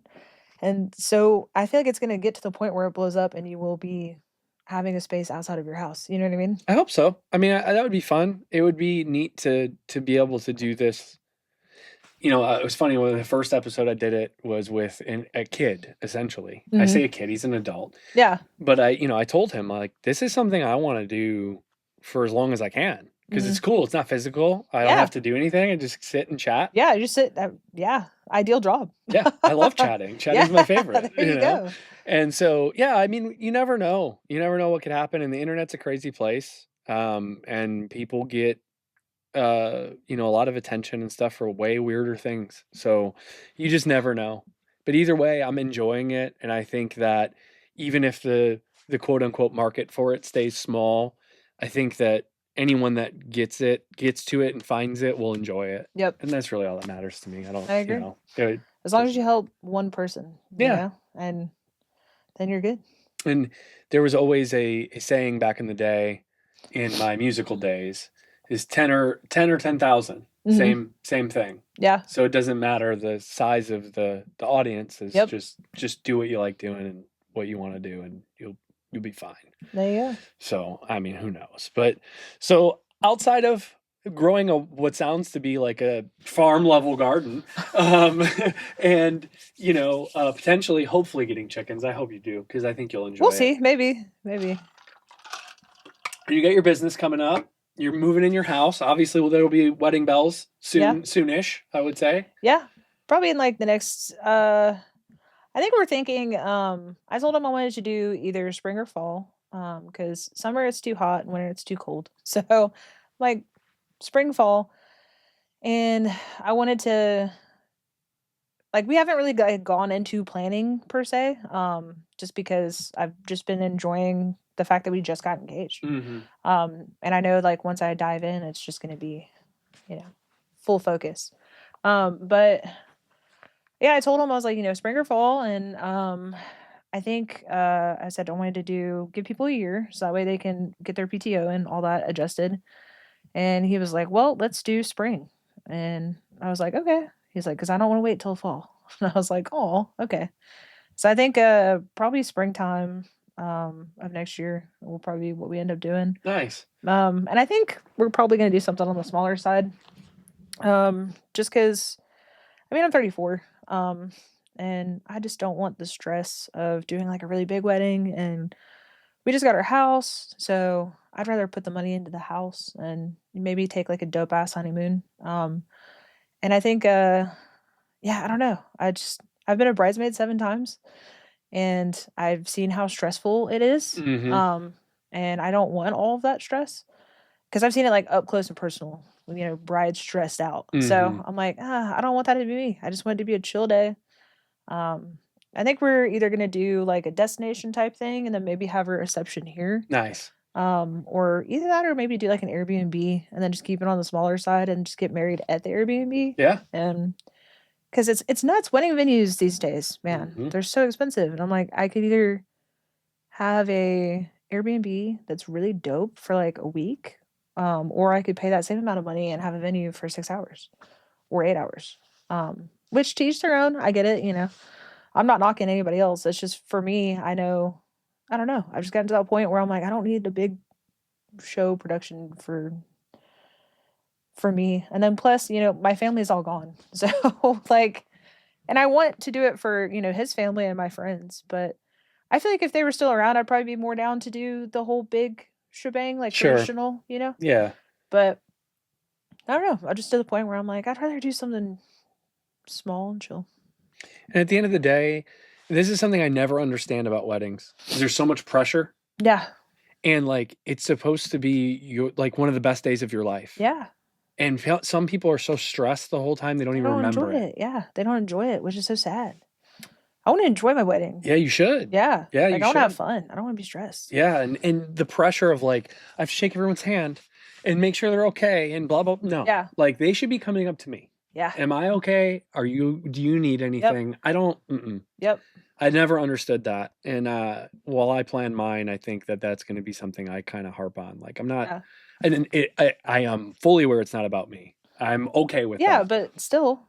but I don't want that for her either. So like I hope I can get it to be as small as possible because I feel you on that.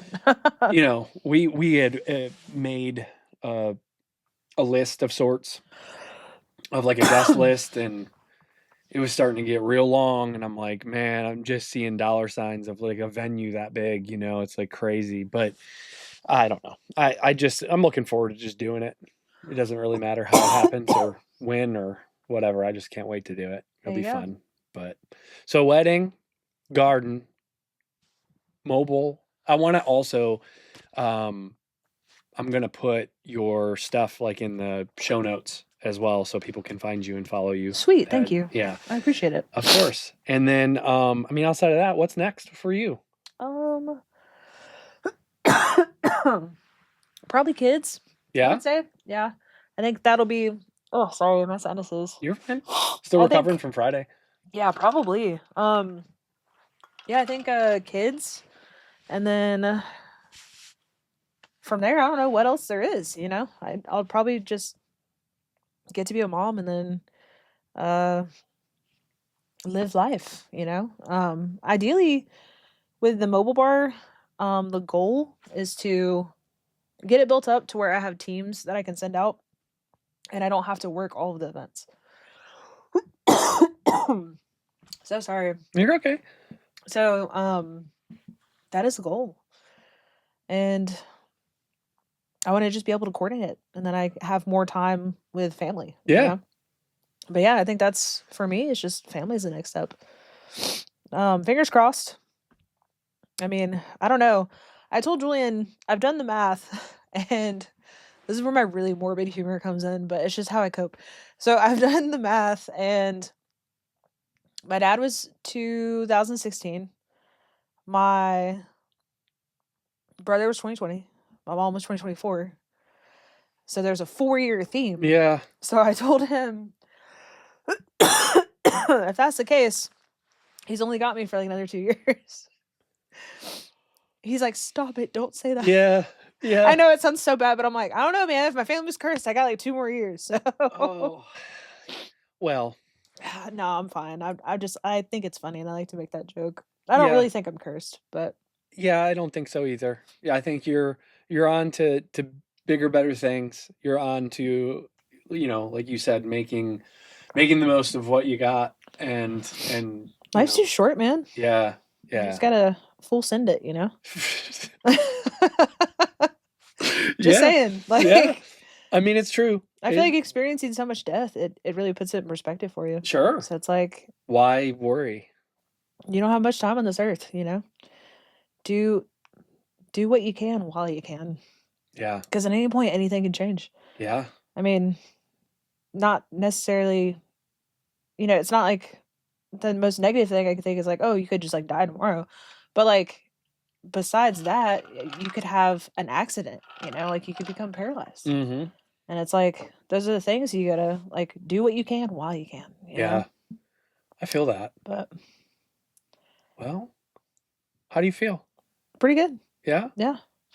Just another day. I feel like that was a good way to put the bow on it. Like that last thing you said just Was all. that's all. Well, There's Afton, the bow. No, I'm just oh, kidding. also side note, and I know that some of my family at home watches this, Mhm. or at least knows that I'm doing it, and I know that you know this, but what's funny about Afton is that Afton and I apparently both went by or go by our middle name at some point in time, but Mhm. also your first name is my mother's maiden name. That's really cool. Yeah. Your mom So has a dope maiden name. yeah. So that was interesting. And when I met you and I read your name, I was like a first name? That's cool. You're like, Never seen it in the wild before, you Yeah. know? There's So not many of us out there. We're no. few and far in between. Yeah. So I mean it's super cool. Thank you so much for doing this. Thank you for coming. Thank Thanks you for for having me. of course. And I like having the conversation end with what's next so Yeah. that there's the open door to come back. So at some point, like maybe because I told you I'm going to keep doing this. So Yeah. like who knows when I'm more antiqued, you can Yeah. come sit down when you're a mom and like, when your garden's crazy and Yeah. all of that and the business is billions of dollars. We'll walk in with a baby in one hand and a basket of vegetables in the other. I'm totally kidding, but can you imagine? Yes. Like part 2 update, like 5 years from now. Everything happened exactly how I said it would. That would be wild. And then for you, I'd bring a chicken, just like for fun. What if I just like released a chicken? Like release a kraken, but just a chicken flies through. Oh That my would be God. the way to start an episode. That would be freaking wild. Oh, some people release doves. We release chickens. I love it. Oh But man.